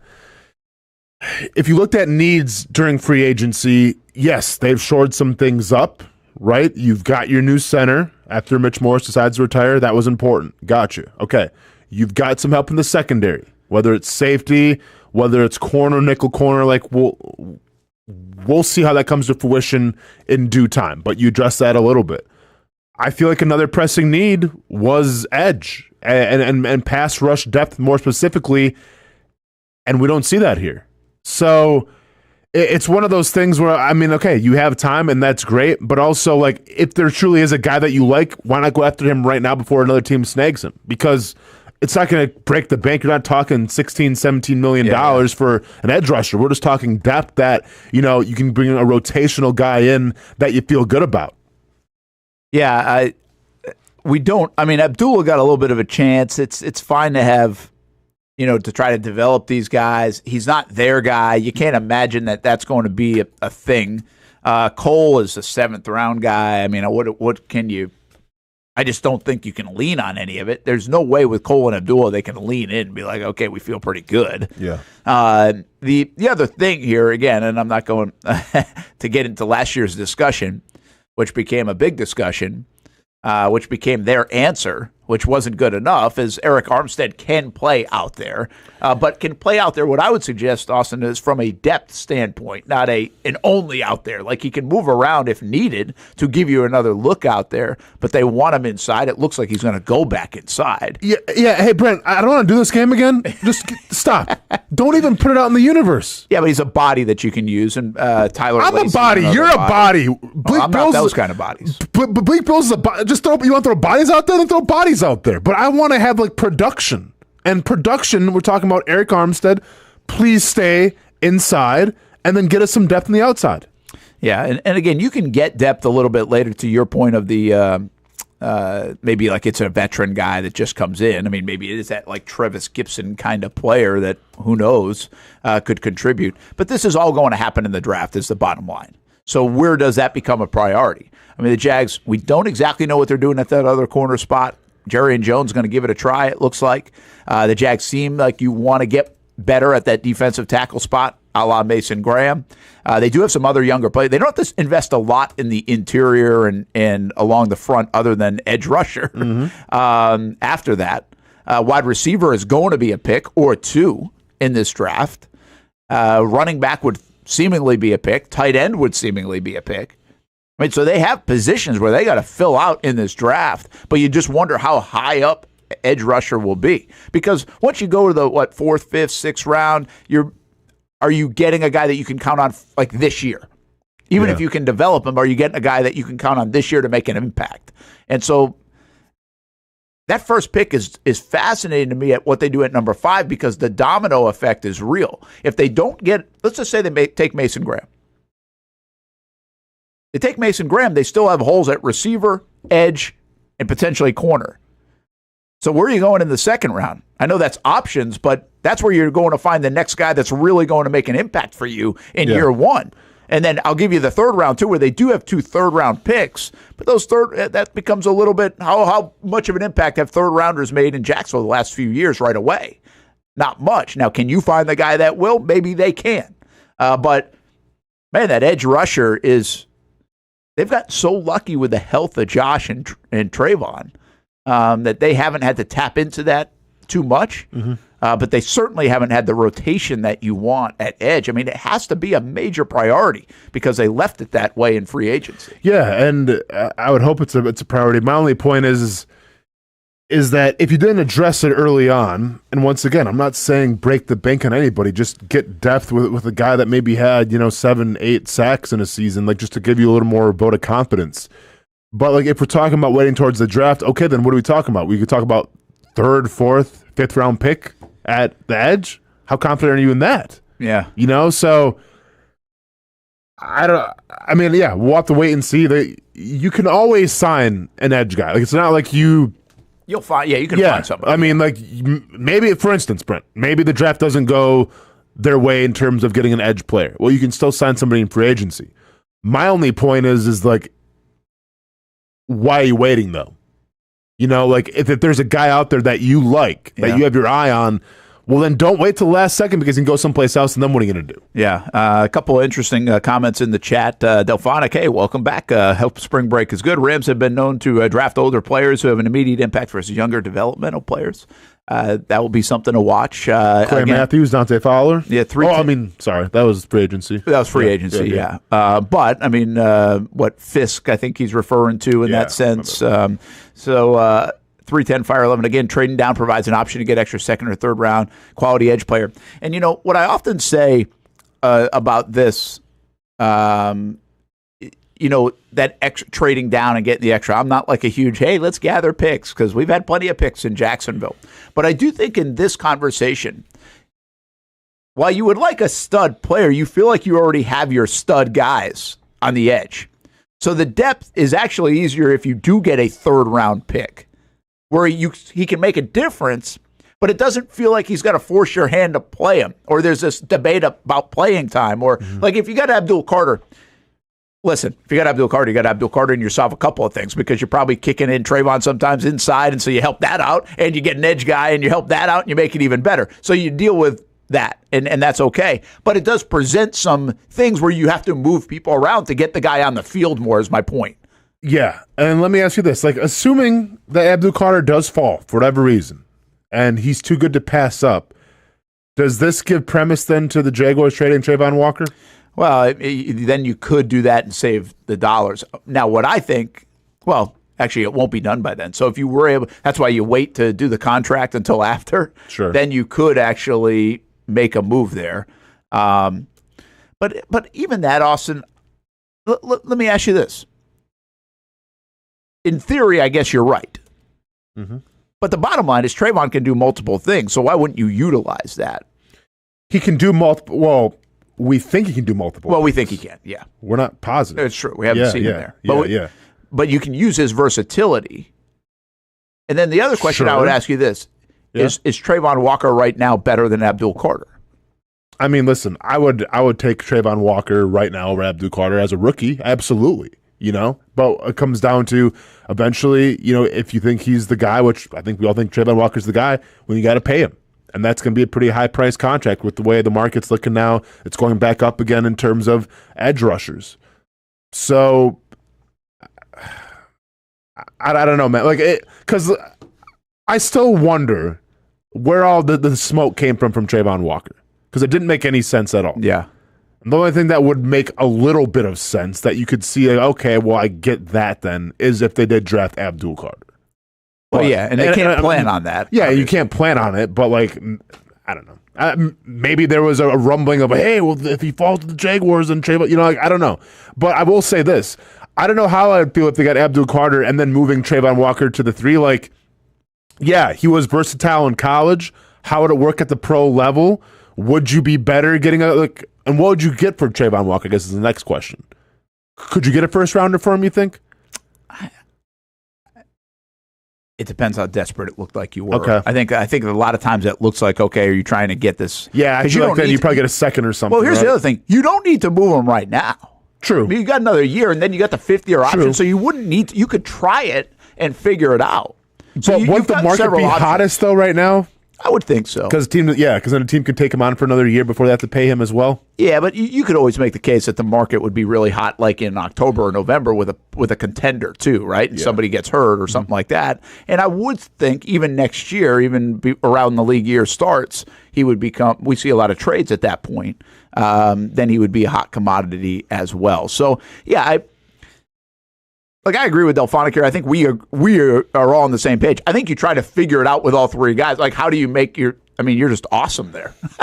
You feel awesome there, right? And then to go with Delphonic, can you, if Micah Parsons is the comparison, put him at linebacker. Well, and that's what even the Tannenbaum reference said, right? I finally agree with Tannenbaum on something. Yeah, they think he has the ability to do that. Mm-hmm. Now, does the Jags scheme and everything else line up to do? Who knows? Like, I don't know. What are they going to be creative enough to? You find a way, right? You find a way. You're hoping that you're going to find a way to make something like that happen. Mm-hmm. I do think you bring up an interesting point, though. I thought, to go back to the Trayvon trade stuff, I thought a little bit of that was, I forget who I saw say this. Oh, we were talking about it, right? We said that, like, that Chad Forbes guy. Remember, he threw out like this suggestion, I think it was Forbes. And again, he's hit or miss. I mean, I'm not trying to give too much credence to anybody here, but I just thought the comment was reasonable. Mm-hmm. Looking for, philosophically, why would this have come out, right? Yep. And the idea was, well, they maybe tossed it out there to get him to bite on other guys, like an Ezra Cleveland, a Gabe Davis, get the conversations rolling, like, you're not offering enough, but we got this guy.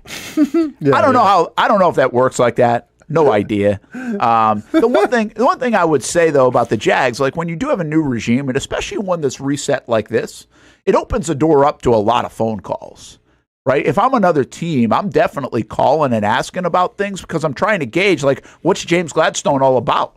Sure. Like, right? How's he going to react? How does he feel about it? Like, I would think nothing is off the table because you don't really know how they feel about the football team. And we all know this. They want to bring in their own guys normally. They want to build their own football team over time. Now, it's not going to happen in a month or two, but it is going to happen in like a 3-year span. I think we look at what Balky did. I think over 3 years, there were like 3 people left on the roster from before he got there. It was night and day. Mm-hmm. Good or bad, it was night and day. But I think that's what we see a lot of times in the NFL because they want their own fingerprints on it. So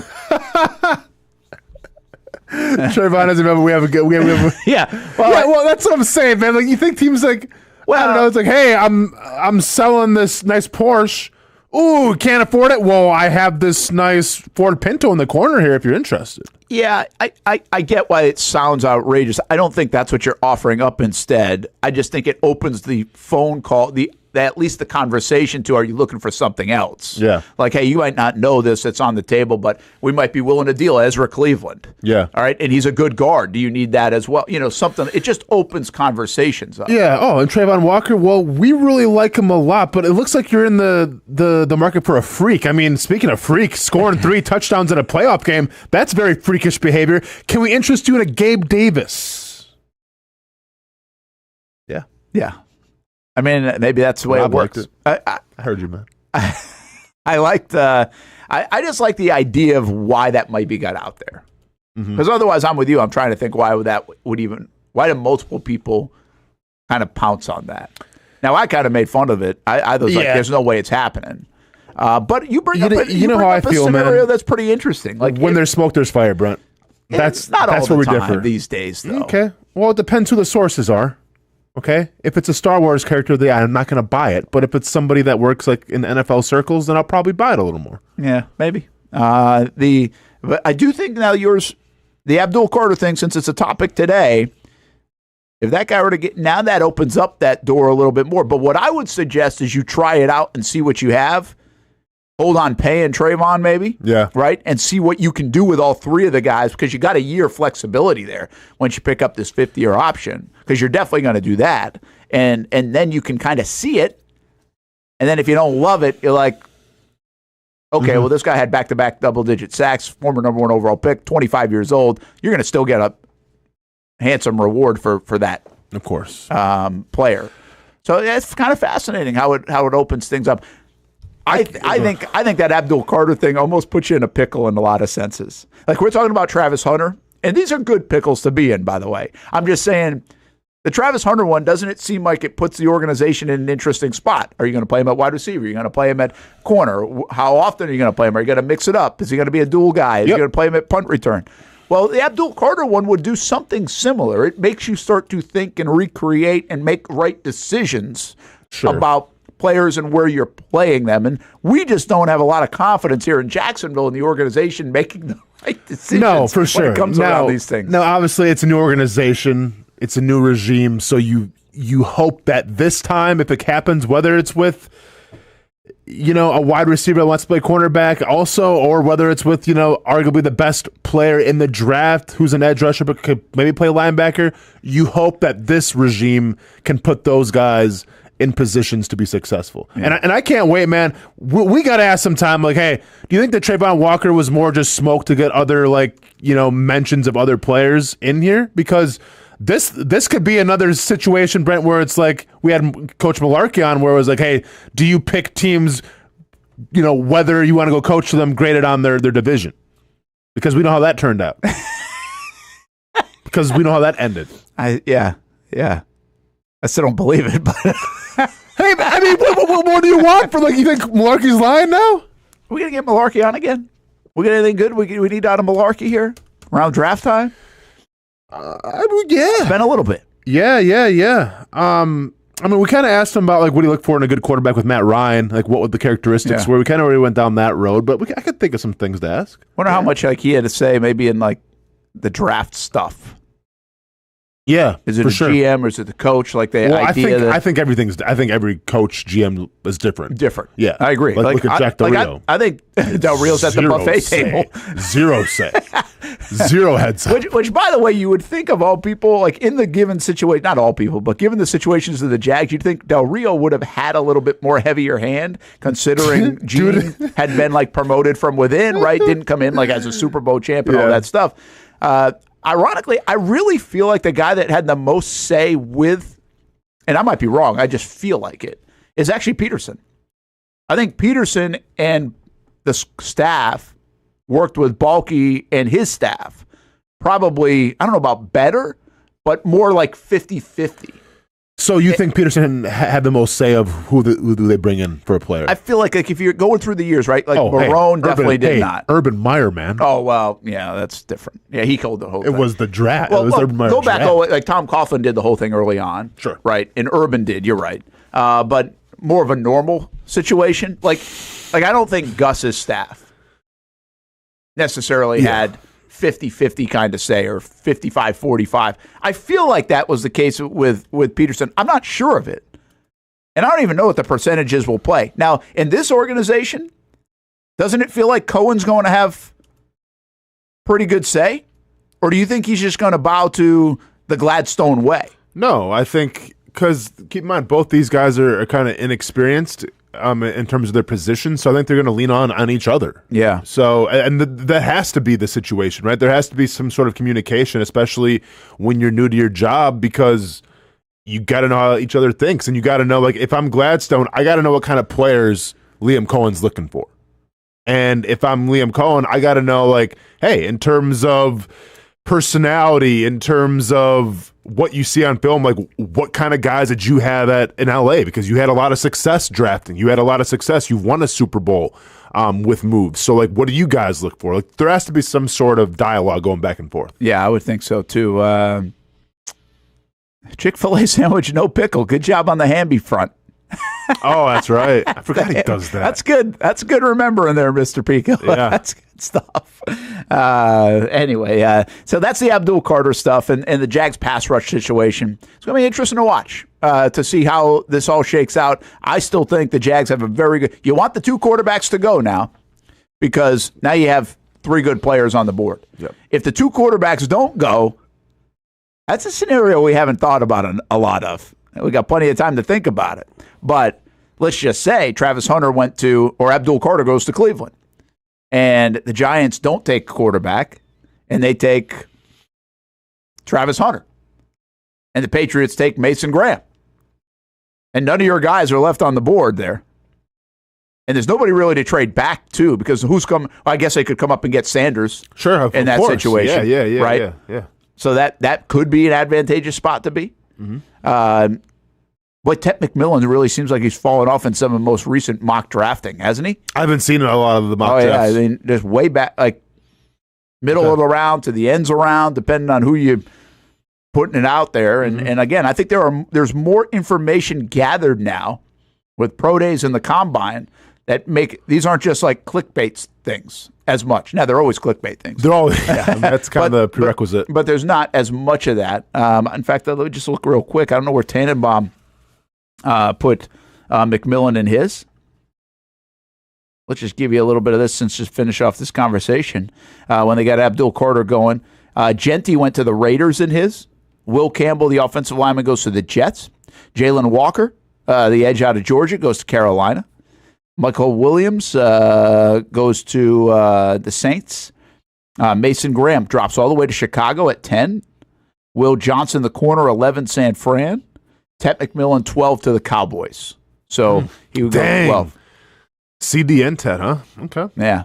Again, there are middle. If you can get down to like 11, 12, 13, there are some interesting picks to take. Some people like the Kenneth Grant kid out of Michigan. Tyler Warren then becomes in play in the middle of the first round by all accounts. You've got the Matthew Golden receiver out of Texas, who a lot of people are high on. Yep. So, and then obviously like a Ted McMillan could still be available in there. So if you can get down to 11, 12, 13, it really might be a good win where the Jags have plenty of options on the table too to be able to do that. So a lot in play here with this fifth pick in the 2025 NFL Draft. Again, Shock Your Mock season is here. We'll go tomorrow. We're going to do this about 11 o'clock each and every day on the show. So send them in. Sports at actionnewsjacks.com. So sports at actionnewsjacks.com. That way we'll get them. Pro Football Network, we'd like you to use that if you can. And we start pitting people against each other 1v1 on Shock Your Mock. It starts tomorrow here on the show. Let's take a time out. Brent Austen Show on the Action Sports Jacks 24/7 Network. We'd like to tell you about our partnership with the Jacksonville Police Athletic League. JaxPal.org is the place to go. How you can help kids in the area. After-school programs, summer camps coming up as well. Get involved in sports. You can donate. You can read all about it. You can be a part of it in multiple ways. So make sure you check out JaxPal.org.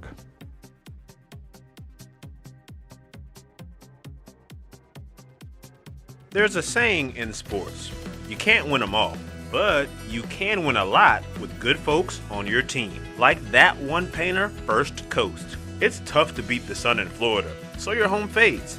It's tough to beat that HOA when they come calling. Beat the sun, beat the HOA with that one painter, First Coast. And it's a good time to do it. Less rain to work around and painting in mild temperatures is perfect. After all, the paint bonds to the surface so much better. Give that one painter First Coast a call at 904-417-3557 or look them up at first-coast.thatonepainter.com. Fast estimate, guidance on color and HOA requirements, and the highest quality job you'll find anywhere. Be a big winner in your neighborhood with that one painter First Coast on your team.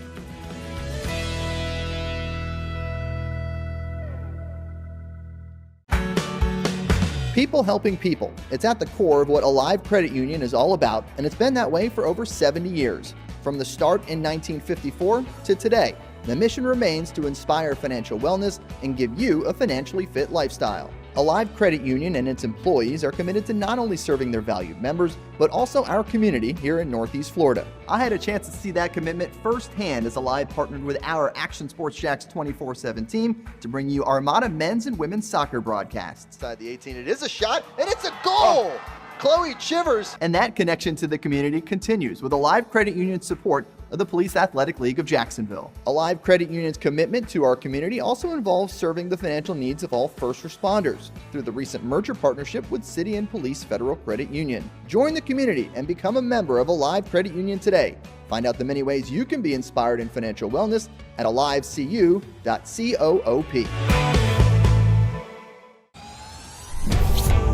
I'm ready to show my hand, ready to take a stand. Wait on a sign above, and I am ready, ready. 'Cause I just live for the game.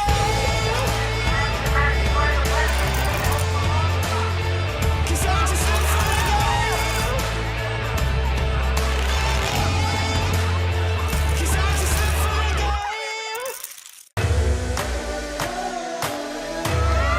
The crowd's for the tape. I got it.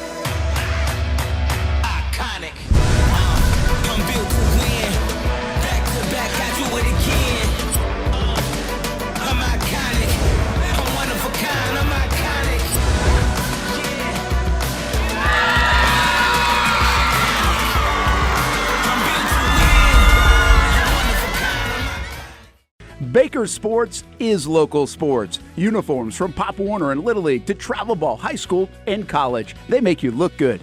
They help you play good. Baker Sports has been helping families make memories that will last a lifetime with their Baker's Buckets. We've got a lot of these filled with baseballs and softballs in the garage. I've been throwing batting practice to Ty and Kaylee for years, and also sit on the Baker's Bucket, catching Kaylee while she practices her pitching. Baker Sports is homegrown, and a lot of employees that used to play on local ball fields now work for Baker Sports, now helping you look good, play good, and make memories of your own. Visit Bakersport.com to see what Baker Sports can do for you. Custom apparel, Nike, Under Armour, Adidas, embroidery, screen printing, and more. Baker Sports is local sports. From Jacksonville to anywhere in the Southeast. Bakersport.com.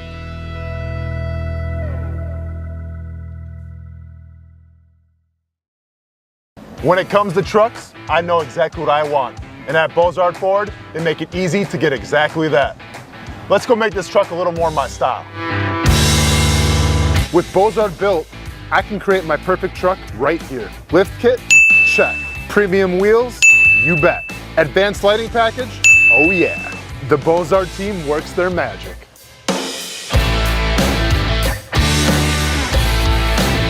From bumper to tailgate, I'm making this truck mine.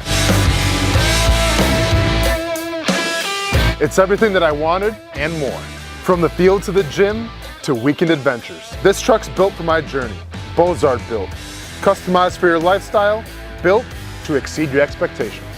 Check out the inventory and available options at bozardbuilt.com. Unleash your dream ride. Customized, covered, and Bozard approved.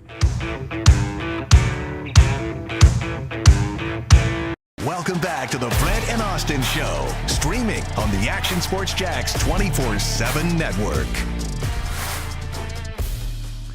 We got a little flag football last night down at Menendez. It's part of our game of the week. And, we got ourselves a little, was that a fumble recovery? Pick six, fumble recovery? Did I miss the early part of that? A little scoop and score. Ball can't touch the ground, I think, in flag football, or it's dead.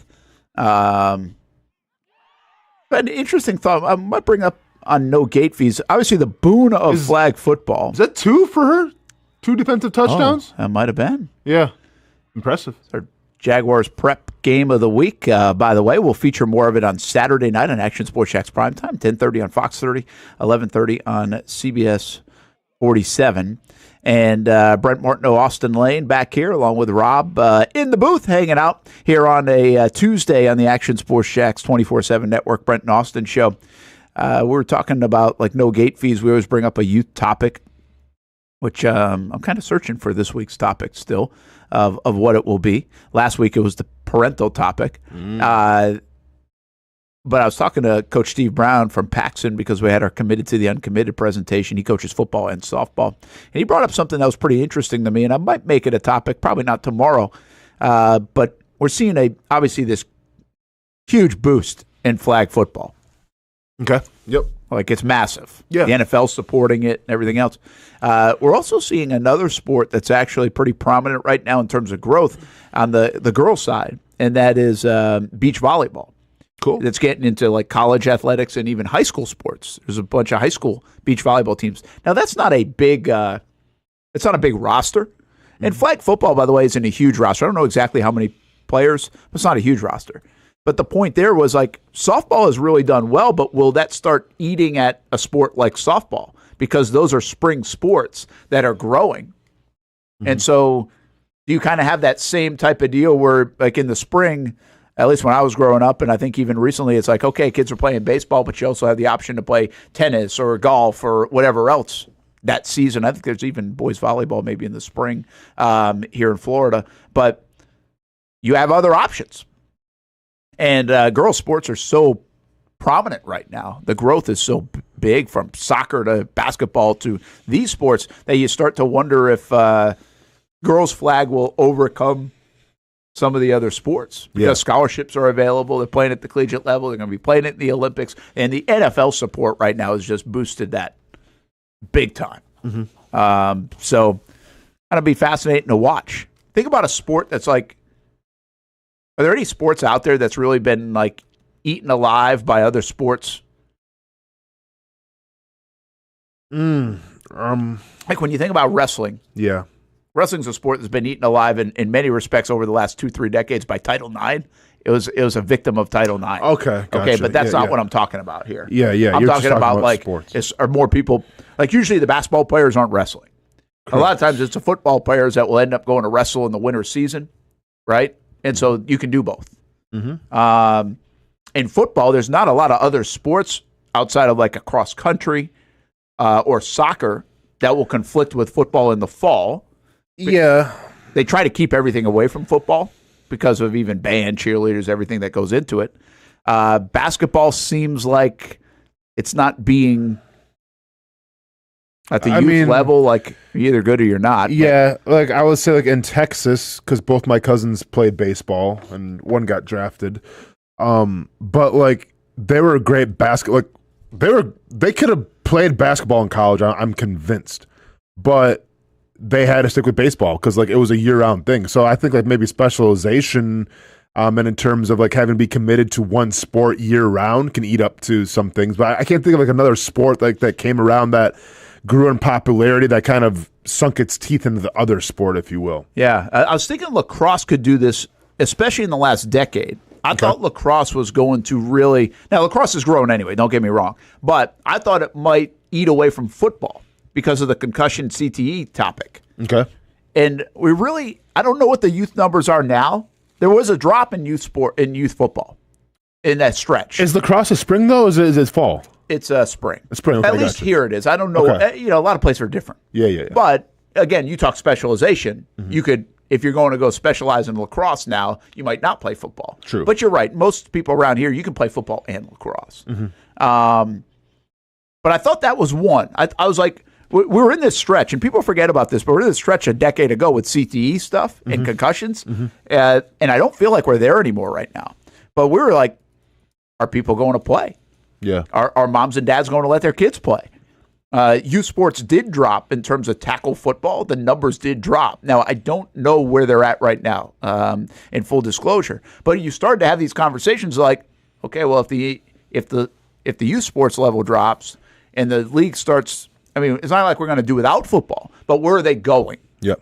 And I thought lacrosse would be one where it's like, okay, this is going to be a perfect marriage. You're seeing the growth of lacrosse. It's a physical, fast game, so it feeds that appetite for a kid. For sure. But it doesn't feel as risky as football on every play. This is true. Even though you can really get hurt in lacrosse. I mean, it's a physical game. But I thought we were going to see that shift. I'm not so sure we really did see any shift at all. So it's a good. It's kind of interesting that it doesn't feel like sports eat sports. Yeah, it's a good thing. It's a great thing. I think it is a good thing. Yes. But I'm wondering if flag football will start eating some girl sports, female sports. I mean, maybe like a little bit, but like I don't think that's necessarily a bad thing. Like if there's new opportunities, new sports for girls to go out there and enjoy, and who knows, maybe it becomes like a professional league. That'd be awesome. How big does flag football get in 15 years, 20 years? Is it on TV? No. I mean, like, I don't know. Like, well, that's like, okay, define is it on TV? Like, professionally, collegiately, like, influencers playing flag football where it's on TV? Which one? I'm thinking, like, professional. Like, is there a professional league, and now it's a TV sport? Women or men? It can be both. I think women has a better shot than men. I don't think who's going to want to watch men play flag football? Well, you're bringing up a good point. I would say that right now. I don't think it works terrific as a viewer sport. Correct. But Right. I would rather watch women play football than men because, like, I can just turn on the NFL and watch that. But, like, to see women kind of go out there and do something like I may haven't seen before, like, that'd be cool. Yeah. It's like gymnastics, man. I'd rather watch women do gymnastics Yeah, I hear you. than men. Sorry, men. I don't know why. It's just like I feel like they can just do a lot more crazy things with women. Yeah. Yeah. Well, it's way more popular. Yeah, for sure. And I think you're right there. I think you could get to the point where the women's flag is way more popular than the men. But the bottom line is if flag is going to the Olympics, I think you're going to see this growth that these leagues pop up or potential for TV pop up. And look, we got cornhole on TV. I mean, we got a lot of stuff on TV. So Delphonic says college Friday will be on TV soon. You watching Cornell? Well, I mean, enough people are watching where they got it on. I don't know who is. I don't know what that number is, but I mean, some people are obviously watching. I mean, Weber's watching darts, you know? I feel you got to feel, darts I'll watch all day, man, because then the crowd's insane. But, like, sometimes you just got to find some filler. Yeah. I'm trying to think of something that's on right now on TV quite a bit that we wouldn't have said would have been on 15 years ago. And, like, I mean, they had the drone racing on for a while. They've had competitive gaming on, like, all that stuff. Well, yeah, the competitive gaming has taken off. But, like, I'm thinking, like, softball has really grown in the NCAA softball, the Women's World Series, right? I mean, the TV ratings have done very well. Cool. Like, that has really grown. Like, 15 years ago, that wasn't the case. So that's an example of this, whereas in 10 or 15 years, are we watching flag football to that degree at a regular, and everybody's got it at every collegiate level, and you've got the big bracket, and you've got all these teams at X amount, the X place. I think the cool thing about flag football is it's quick. So it really helps the appetite of a sports fan that only wants to hang in for an hour. Sure. So, but is it entertaining enough to watch without the violence of it? Without violence of football. So slap fighting. Well, again, they are filling time with stuff like that. Well, no, right? I mean, I never would have thought in a million years that power slap or slap fighting, whatever you want to call it, would have been like a recognized sport, especially like a televised sport, pay-per-view type sport. But Dana White ushered it into this era, and yeah, slap fighting is definitely a thing, and it's wild.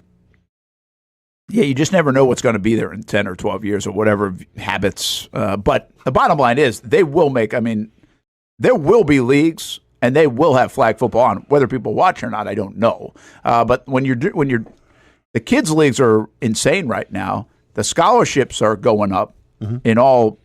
I would think in the next decade we will have flag football scholarships like at every institution. And I remember talking to the NCAA. Remember we were out at the Jags thing, the flag football event? Yes. And the NCAA woman who was there for compliance, and she was kind of educating the kids on it. She said it is the fastest growing sport the NCAA has ever introduced. Cool. So you're going to get, obviously, scholarships. And once you get scholarships, can you get to the pro level? Now, that's still something I've been interested in it from a women's standpoint in softball. Like, we don't really have a lot of pro softball leagues. Even as well as softball's done on TV in the collegiate game, you have some. Yeah, there's some. But I'm just saying it's not a thing. Like, it's not, you don't know where to find it. Correct. You don't know what it's what. I mean, it might be on TV on whatever Same channel. thing with volleyball. Yeah, you don't really, it hasn't caught on to that degree yet. Are we still in the early stages, or is there a finish line, basically? Flag football, maybe the finish line is just a college. I don't know. We'll see. So anyway, more flag football talk on Saturdays on Action Sports Jax Primetime, 10:30 on Fox 30, 11:30 on CBS 47, and maybe someday you can bet on it. But until then, you can go to Best Bet. Look them up at bestbetjax.com. They've got a big Mission Run Good Poker Series coming up April 24th, which is draft night, through a couple of weeks in the first week of May. So you can check that out. Go to bestbetjax.com, how you can be a part of it. We're talking about $500,000 in guarantees, by the way, for that Mission Run Good Poker Series, which is coming up April 24th to May 4th. Go check it out at bestbetjax.com. Did you hear about the new doc on the 82 Brewers? I have not. Lane? No. What's that on? Where are you at here? It starts April 11th on the Roku channel. I'll get it. That's awesome. Yeah, I'll have to check that out. You can see us on Roku as well. Robin Yount, Mauder. Is that the that would have been them, right? Harvey's Wallbangers, I assume, right? It had to be both those guys, right? Yount at 82. Yeah. Yeah. Definitely. I mean, I wasn't born yet, but I remember, hey, I grew up here. I remember the baseball cards, a Fleer baseball card of both of those guys. Now we're talking. And like Raleigh Fingers. I'm going to say, we got the mustache Raleigh Fingers, yep. 82 Brewers. I wonder why they're doing something now. Like, I'm trying to see the significance of it now, because we're not at like a 25, 35 year, 40 year, whatever. Yeah. Is this because of the passing potentially of? Yeah, I mean, I'm sure it's the passing. It has something to do with it. Once again, I think that is the Harvey's Wallbangers year. So like that was just the year that they were just playing unconscious for a while. Yeah, I don't know. I mean, I'm definitely checking it out. Like, come on. Let's go. Are the Brewers any good this year? Hey. Yeah. They are. Yeah. I think they'll be all right. I mean, listen. You should know this by now. Like, okay, they got rid of their ace. Well, I say their ace, but they got rid of the guy that lost in the game against the Mets in the postseason. But they got rid of Devin Williams, went to the Yankees, because that's how it works. You know, when you're playing small ball, eventually the big teams come and poach all your guys. But it's all good. You got Trevor McGill now. He's going to be the closer. I'm not worried about it whatsoever. But people have to understand, like, you're going to see some names on this roster that's like, I've never heard of this dude before, and it doesn't matter because the pitching lab and the catching lab is going to, like, that's what they do, Brent. Like, they take pitchers, they take a bunch of no-namers and turn them into absolutely Cy Young studs. Oh, and what's this? Christian Yelich is coming back. Like, listen, I don't want to throw the whole gambit out right now because we're going to have our MLB breakdowns predictions coming up here in a couple days. But I'm just saying, yeah, I'm not worried about the Brewers. This should be okay. Who are you worried about in the Central? I'm not worried about the Reds, so don't worry about it. I don't know how many times we got. What has it been, 8 years now, Brett? We've been doing the same thing. I'm just going to pick the Reds. You going to pick the Reds again? Going to break your heart again, huh? All right, do what you got to do. But I am worried about the Cubs. I mean, I'm looking at a headline right here. It says, Ellie, 8-war season, ? Who for MVP? I think I picked them last year. Okay. Ellie De La Cruz. Yeah. Brewers killer, by the way. He had some games against the Brewers. He stole home once. It was just he steals everything. Yeah, guy's crazy In a good way. Yeah. Nice. He steals. Nice. He steals it all. That baseball season is around the corner again. We'll look at that. He even sent you a link on Thank Twitter. you, Mr. Pico Boulevard. I'll definitely check that out. Just got to get the Roku app, I guess, which is fine. I'll find it. Right. You can find a stream too. Or you can find Action Sports Jax 24/7 Network right there on Roku as well. Give me an update on the NBA and NHL, while we're talking all different sports right now. Yeah, we're getting the gambit here a little bit. So NBA, what's going on? I feel like the Mavericks should still be investigated for tampering and like throwing away their season. Even though That hasn't changed. Anthony Davis is coming back, but like since Luka's been in LA, they've been a different team, obviously. Now, like he's been in and out of the lineup a little bit, but if you got Luka and LeBron in there, you could make a run. So Lakers are still doing their thing. Tatum just went down. I'm not sure for how long. That could be a ankle sprain. That could be a little something serious, but I don't think it's going to be that big of a deal. Cleveland is still Cleveland for no rhyme or reason. They're the best team in the East, and Crazy. Best team in the West is Oklahoma City Thunder. They have the MVP in Shai Gilgeous-Alexander, and probably the surprise I feel like of the year so far has been the Houston Rockets, who are like surprisingly uber competitive. So can't name a player on their team, but they're good. Give me a. This is the thought I get that Celtics Lakers is a decent play for the finals.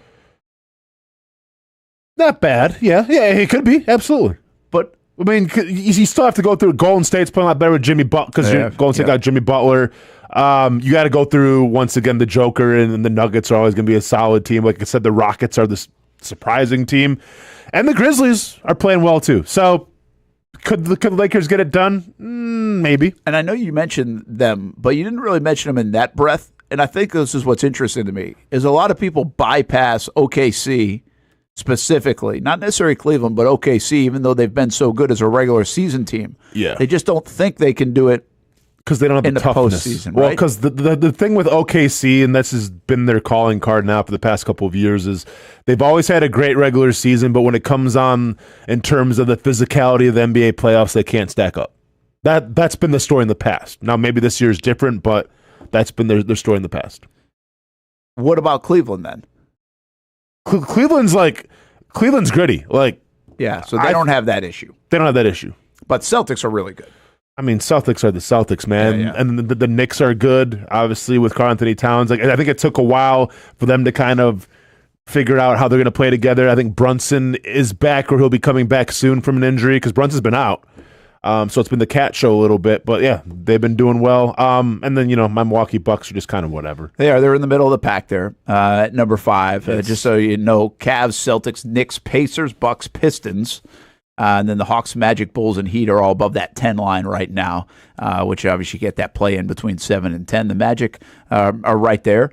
as well, so they'll at least have an opportunity to play in the postseason. On the other side, it's the Thunder by 13.5 over the Rockets, and everybody's jammed up between 13 and 19, 2-8. It's the Rockets, Nuggets, Lakers, Grizzlies, Warriors, Clippers, and Timberwolves, all right there in the mix. Also, shout out to the Pistons, too, who, like, nobody gave them a chance in hell to do anything this year, and all of a sudden Cade Cunningham comes out, and I think they went on like I want to say an 11-game win streak or something for a bit. Yeah, so, like, yeah, I mean, they're middle of the road now. They should be going to the playoffs, though, but, like, it's kind of a feel-good story as well for the Detroit Pistons, who, they finished horrible last year, and nobody gave them a chance this year, and now all of a sudden 5 wins last year. Yeah, they weren't a good team. It's crazy how just Detroit sports just figure it out, except the Red Wings, who can't figure it out. Well, that leads us right into the Red Wings. Yeah. What about what's going on in the NHL? It's been better. Has the NHL carried any momentum from the 4 nations? I have no idea. Yeah, it doesn't feel like it. I think we just answered the question, right? I don't know. Like, what does that look like? I don't know what the ratings are in the NHL games. I have no idea. I just don't feel like it's a talk. I mean, this is a good time to talk about anything but the NFL, right, in the landscape. And I never know if this is just the world I'm living in or everybody, but I think if you flip on SportsCenter, how much are you seeing the NHL? Where you were for like a solid week there in the 4 nations. And that's what we wondered about. Like, could you build some momentum off that? Ovechkin chasing history is obviously a thing to watch right now in the NHL. Yeah, which is significant. But it's weird. It's like it doesn't feel like they're keeping that a little bit of momentum that they had to spark people. I wonder. I mean, I don't know if you did a poll, like, are people watching a little more hockey now in the last month after that than they were prior? Maybe the answer is yes, but it doesn't feel like it's a big talking point. Not a big talking point. I mean, in terms of, the NHL playoffs coming up here in a couple weeks, or like the final standings, it's a weird season because you have the favorites. You kind of have the household names. You got the Panthers doing their thing again. You got the Toronto Maple Leafs, who we all know what's going to happen. They're going to choke in the first round like they always do, but they're a great regular season team. Austin Matthews playing at a very high level. He's one of the America's greatest exports in hockey. The Washington Capitals, despite Ovi being hurt a little bit, are one of the top teams in the NHL as well, and then the Carolina Hurricanes. So, like, those are kind of like your teams in the East. And then the West just decided to go, hey, we're going to flip the script, and whoever wants to come play at the top level can come play. Winnipeg Jets out of nowhere. Dallas Stars are a good team. Los Angeles Kings, who I forgot they play hockey in LA. And I think a lot of people in LA forgot they play hockey there as well. They're a really solid team. Edmonton Oilers, with 2 of arguably the best players in the NHL, are doing okay, but like not really where I think people thought they were going to be. The only reason why I say that is because I have Connor McDavid in fantasy hockey. More points, please. Connor. More points. I took you number 2 overall for a reason. And even though when the draft analytics said, maybe take him like 7th or 8th, no, like, he was like my Justin Jefferson. I took you where I took you because I'm like, you're the best player in the league. Make it happen. Make it happen some more. I'm sick and tired of seeing Draisaitl take all your goals away. Like, yeah, assists are cool and everything, but you know what chicks really dig? Scoring goals. Come on, Connor. But then, you have like the Vegas Golden Knights are doing their thing as well, Brent. There you go. There's your update on the NBA, NHL, once a month update. Isn't it awesome I just make it about me all the time? Like, that's fine. I'm going to be honest, man. It should be about you. Yeah, okay. But like, if the Wings aren't doing their thing, then I'm a bad hockey fan. Like, I'm bitter at the whole sport. I'll be honest. If the Wings are doing great, dude, I'll give you a team-by-team breakdown of everybody. But until that time... That was a pretty good breakdown because when I look at the standings, which I do like once a month in hockey, I'm surprised to see like the Bruins were supposed to be good, and they're not. And I saw them play the Flyers earlier this year when they were struggling, and they turned it around. And now I just saw they were like almost last in the division. Yeah. Oh, and also big news too. Since we're in Florida Panthers, they're like a really gritty team. We always talk about it. Well, they traded for Brad Marchand, who was from Boston, who is arguably the most hated player in the entire NHL, and now he finds himself on arguably like one of like the grittiest teams. So there was a big thought of like, how is Marchand gonna fit in with that Panthers locker room? I think so far so good, but want to keep an eye on, honestly. Because, like, he's not like that. I don't like him. No, dude. Once again, make this about you. Well, yeah. But everyone follows him. Like, if you follow hockey, you know how much of something Marchand is. Like, he's He licks play. He's weird, dude. He's a weird cat. Is Marchand to the Florida Panthers a fit as easy as Derrick Henry was to the Ravens? I like that. Because it just made sense, right? It makes sense. So you talk about a gritty team. But here was the thing. Like I said, Marchand is probably the most hated player in the NHL. Between peers. So there was a thought of well, he fit in well in Boston because he earned a resume in Boston. You go to a new team, how are they going to embrace you? And I think overall they were pretty excited to have, because he's a great player. Don't get it wrong. It's just some of the antics that he does drives people the wrong way. Yeah, absolutely. One other thought coming off this conversation, because you mentioned how good the Celtics are and really how they've been. And there are probably good examples of this, because there have been many people that have been able to go to the front office and be good, but Brad Stevens is known as a heck of a college coach. He was really known as a heck of a coach with the Celtics. It was a surprise when he stepped down to go to the front office. He's been a hell of a front office man, right? Yep. I mean, what they've built the Celtics into and kind of all the moves it feels like they've made. Now, some of that was inherited and kept. You got to still do that, but I don't know if there are many people like his resume in sports. I don't think anybody ever talks about him, really. But yeah, the reason why I mentioned Stevens' name is because I recently saw his name come up, I think, in an odds to get the Indiana job for college basketball. Gotcha. So I was like, oh, that would actually be a smart play, right? To go grab him from the front office, see if he wants to get back into coaching. Yeah. Especially kind of like the way, almost in a way like Belichick got into the college game, to say, hey, this is more NFL-like now anyway, the business part of it. And so Stevens, with his acumen to be able to do the front office stuff and the salaries and all that, along with coaching, get back in the college game, bring Indiana back to relevance, maybe get a bunch of money, figure out the NIL stuff. I was like, hey, that could make some sense. But he's really done a great job, obviously, as a front office man at the Celtics. No, without a doubt. I wonder, I don't know. I'm not sure who Brad Stevens is as a person.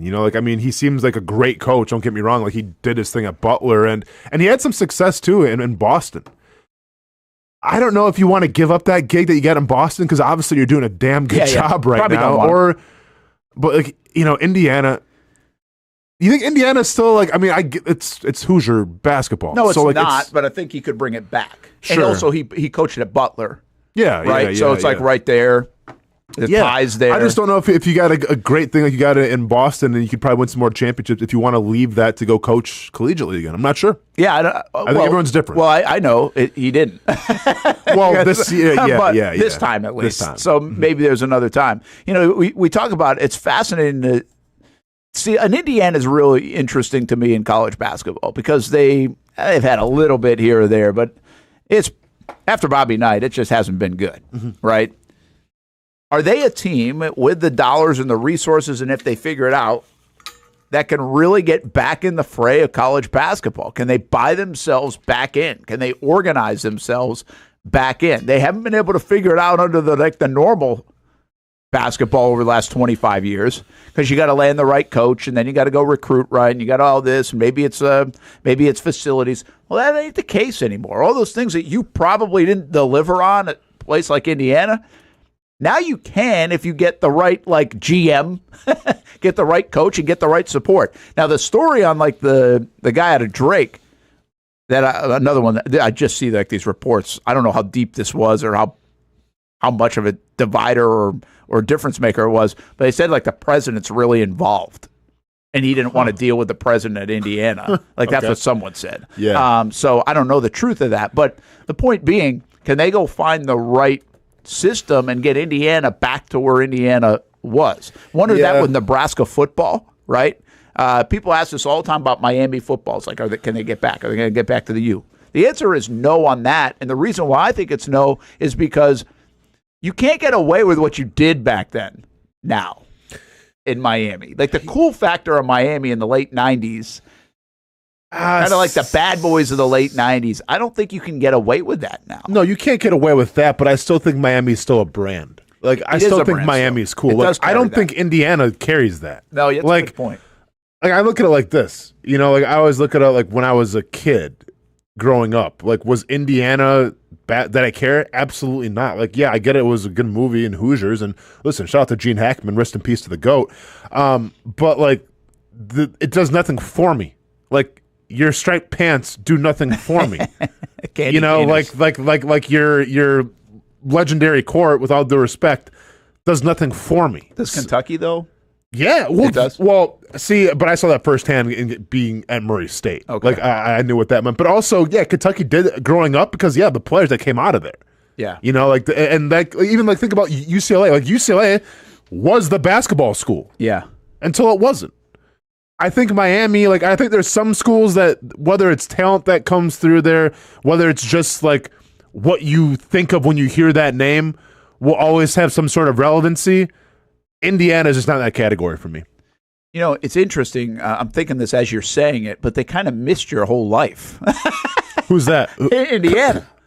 Yeah, I mean, again, like Hoosiers you have, but like when I was growing up, Indiana was a big deal. Like 1987, Keith Smart, and sure, and Bobby Knight. He was always around, right? Yeah. But even you, you're not that much younger than me, but you wouldn't have had those. Like I had the late '80s of Indiana as a kid growing up as a sports fan, that you knew who they were, so it carried some weight.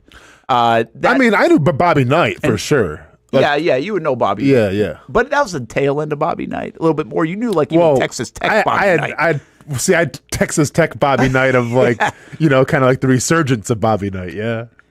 Like, I don't even think it's important that they do get, basketball's fine without Indiana every year.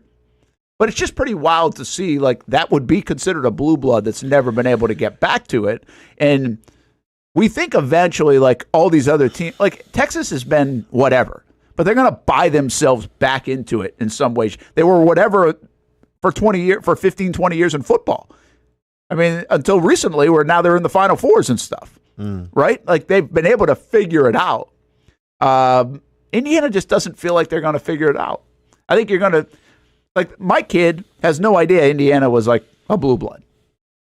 Absolutely. Your kid doesn't either. No. Your kid's going to think more of Oregon basketball than Indiana basketball. I mean, think about that. Yeah, sure. Yeah, you're not wrong. Yeah. Unless they figure it out. Mm-hmm. But I do think they're a team like St. John's. Like, St. John's just did this. St. John's, your kid, my kid, had no idea. They just bought themselves back into the game. They just bought 30 years of absence. Yeah. And I wonder if Indiana can do that. You're at the table. Well, how can't you? Like, because it's the state. Like, I just look at the state in general. Like, yeah, I played in AU basketball tournaments in Indiana at the Spiece Open and everything, and like I saw just in the middle of nowhere, you have just these meccas, these temples of basketball glory that you would go through. It's like, damn, like where's this money coming from? You know, It's the middle of a cornfield. Yeah, I mean, I think the game would be better if Indiana was relevant. I just feel like if you haven't been relevant for this long, I don't know if you're ever going to be relevant again, but NIL can change it.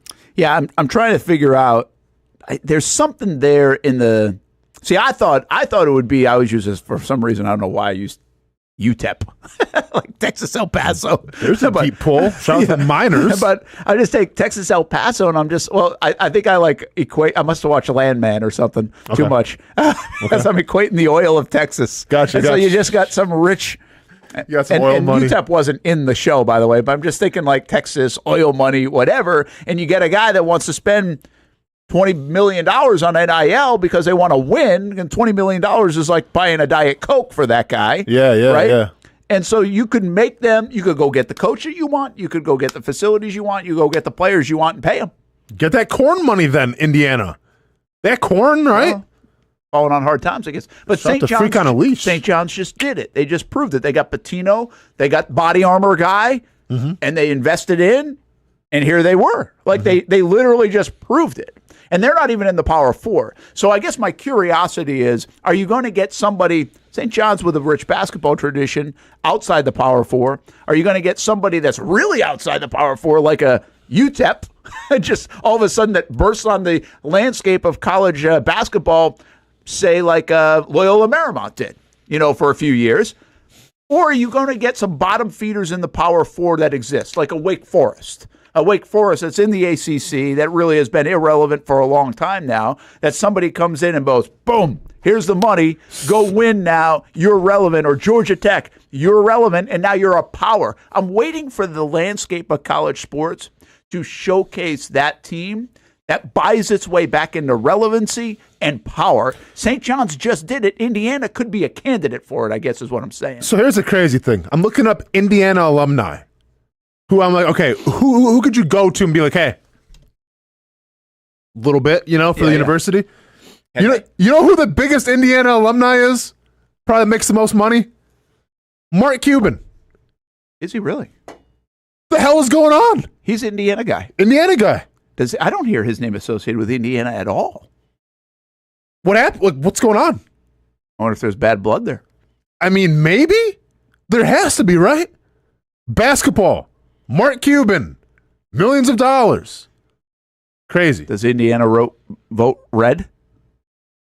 Oh, I don't know. Is that a thing? I have no idea. I mean, he's taken a politics for sure. And so I just wonder if that's a little bit of is the president, is Indiana a very conservative school, and he doesn't agree with some of that stuff? Would that get in the way of him? I mean, you mean to tell me he doesn't want to get his hands back on basketball? Like, you saw what happens when you let the Mavericks go. Oh, that's wild. You traded Luka away. But see, that's a great example. Mark, get in there. He could literally own Indiana basketball. Yeah. Because you can't. There's some kind of falling out or something. I don't know the backstory on that. I didn't even know that. That's wild. Because seriously, we know Mark Cuban. You would know that. Yeah. Like you would. I don't think the guy even tweets about Indiana basketball. Never would have guessed. You would have told me when Mark Cuban went to school, I never would have guessed in a million years it was Indiana. Like even because when they got like the commercials for like the university, like when it's like if you're Wisconsin playing Indiana. I've never seen Mark Cuban like, come to Indiana. We got, There's got to be something there. My old college roommate, Ben Williams, was a huge Hoosier fan. All right. Man, he would get so mad. Get to the bottom so mad watching those Hoosiers play in the late 90s. And he's got to know. I'll have to ask him or something, but I'll have to read up on also, alumni, so I guess Larry Bird did some time at Indiana? He technically counts? Well, I mean, I went to Indiana State, I know, but he also, I guess, went to Bloomington. I didn't know that part. Got a degree. Huh. Yep. Jonathan Bank. There's not a lot of big alumni. I'm not going to lie with you. No, but that doesn't mean just because you don't know the name doesn't mean Joe Buck, billions. Joe Buck. Joe Buck's an Indiana Hoosier. Huh. Did not know that. So I mean, yeah, I don't know. I just feel like you got Mark Cuban at your disposal. That should be a fun game to play. Like, what school did X go to? Yeah, that'd be cool. Because I don't even know why you'd know it though. I mean, it'd be just random as hell. I guess to figure out who are your biggest exports at Ashland. I don't necessarily know their nobody like the exports in terms of graduation, but Bill Musselman coached there. So and then we had Adam Shaheen, of course. Then we had Jarvis Pendleton. Hey. Okay. Okay. That's what bringing to the table? That's what you're bringing? Well, Ashland? But Bill Musselman's a huge name. Like he coached basketball there, but he didn't graduate from there. Okay. Why can't who was on CNN? I don't know if she still is. One of the stars of CNN. Robin Meade. Is she has short hair? No. Oh, I don't know her. No, you'd know her. Okay. She's an Ashland University radio TV graduate. Okay. A little more than Brent Martineau. I don't think we have any crazy billionaire people. You gotta step your game up, Brent. What school did these mugshots go to? There we go. Yeah, now we're talking. Arrested at college. Which one? Hey, hey, by the way, if it's speeding, it's Georgia. Do you know who Jim Varney is? No. Okay. Should I? Played Judd Clampett on Beverly Hillbillies. Is that Ashland or is that Murray that's State? Murray State. You don't know Ernest? Yeah, he was Ernest too as well. Ernest P. Worrell. Ernest goes to jail. Oh, Ernest yeah. Yeah, it's Murray State grad, so we already got you beat. It's all good, though. We already got you beat. No worries. I don't know. Ernest or Robin Meade? I mean, you tell me. I don't know who Robin Meade is. Say Ernest. Yeah, Ernest. Thank you, Blake. Yeah. And you might be right. You might be right. Yeah. That's what we got. Well, you do have John Morant. We got John Morant. Did John graduate? Does he count? John graduated. He did? He's thinking about it. He'll go back and finish. He's thinking about it. He's entertaining the idea. And then we got Chriselle Staus. who I guess she was on All My Children from 2005 to 2011. Ooh.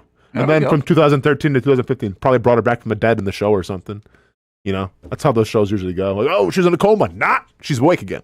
So that's what we're bringing to the table, Brent. Well, at least we got Ernest and we got John Morant.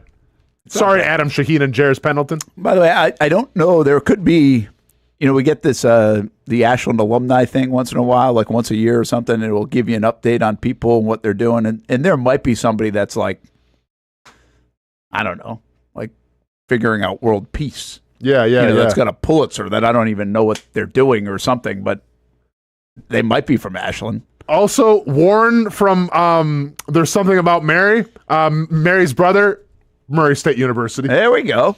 I would think Murray State would have a decent amount of alums. Yeah. We got some. You're pretty high up on the list. I'm not in the top 10, and that's okay. You're not? Nope. Not even. I'm trying to see. Not at least here. on this website. I'm on this. I'm on edurink.org, whatever that means. Yeah, man, I didn't crack the top 25. Have you met John Morant? I've said I gave him one of these. You guys were both on campus at the same time? Yeah. I think I remember you telling me that. I told the story, yeah. So I was getting my, I was in the Hall of Fame. I got elected. That's right. And it was at the basketball game. And then he was there because he's got like a lazy boy recliner. He's got like a VIP section, which I get it, dude. You made the university a lot of money. Go and get your lazy boy recliner. I didn't make the university where's the cent. VIP? Where's the VIP?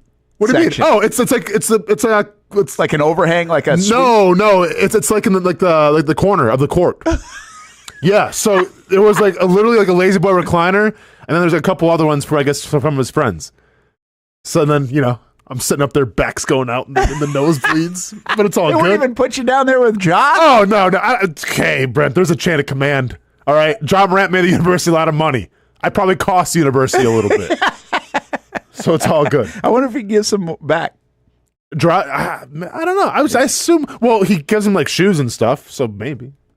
I mean, that NBA money's silly now. He can give them a good amount of money. Oh yeah, I gotta believe he does. And meanwhile, I'm getting like letters. I'm like, let me just figure some stuff out first. Then I'll get back to you. All right. Hey, let's take a time out here. Noon Duval Daily coming up here at noon with Austin. And then we're going to get into Daniel Griffiths, presented by That One Painter. Not Daniel himself, but his article. Oh, we're going to meet him today? Daniel Griffiths writes at actionsportshacks.com. He's talking Jourdan Lewis. So what does he have to say about him?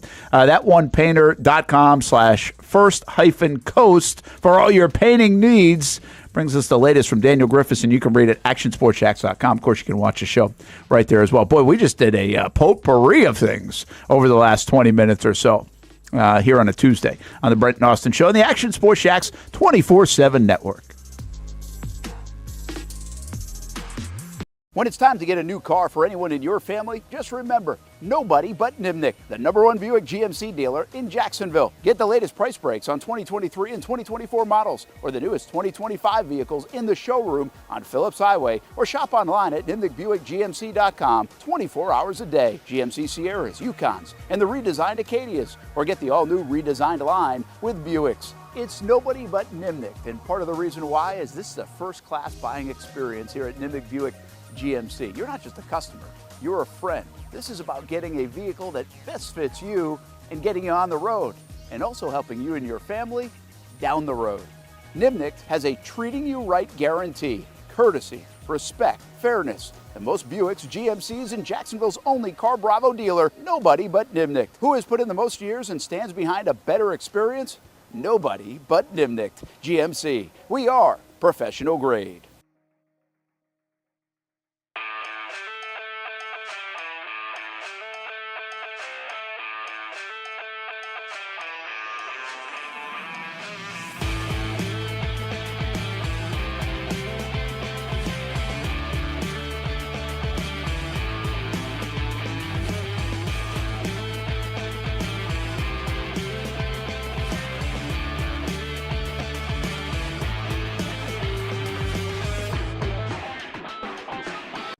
Action Sports Jacks is the biggest brand in Jacksonville, and we're excited to add another partnership for this team's biggest season yet.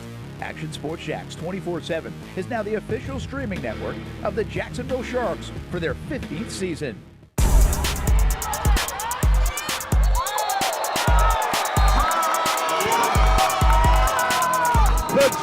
Jacksonville Sharks are your champions.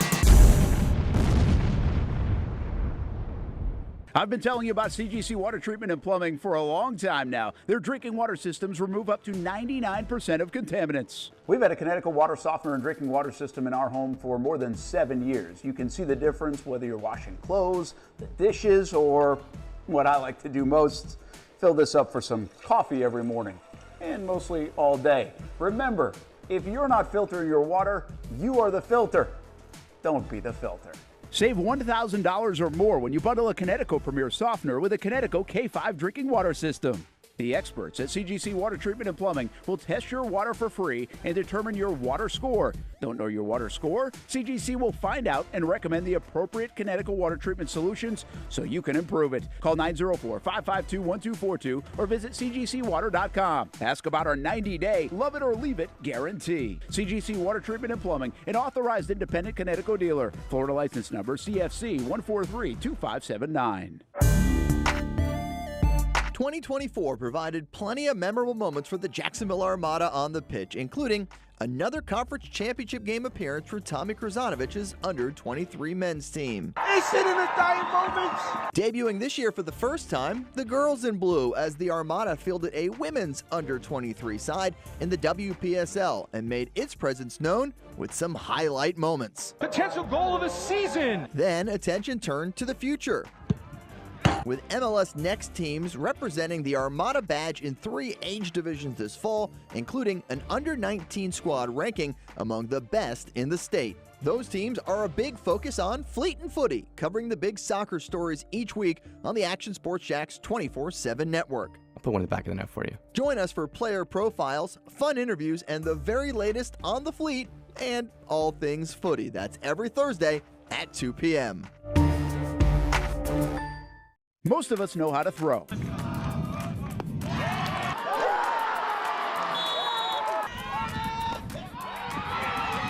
But you need to know what to throw. I'm not talking about footballs, baseballs, softballs. We're talking about those items you need to recycle. Republic Services explains it easy. Recycling simplified. 1. Know what to throw. When in doubt, throw it out. 2. Empty, clean, and dry those materials. It takes an extra minute, but it makes a big difference. And 3, don't bag it. This makes the recycling process faster and more efficient. This is a look at the Republic Services North Florida Recycling Center. You can make this process even more efficient. By utilizing those 3 steps, Republic Services can help you become a better recycler in your home. Learn more at recyclingsimplified.com. Welcome back to the Brent and Austen Show, streaming on the Action Sports Jax 24/7 network. Welcome back to the Brent and Austen Show. I'm going to drive this ship, hopefully not crash it for the last hour or so. Going to have Action Sports Jax Marcel Robinson's going to join me, talk about some today's hot culture topics. But before we do that, going to get into a little bit of the Duval Daily, and it just occurred to me that I didn't really proofread this because I'm going to act like Brent's still here, and that's okay. Let's just get right into it.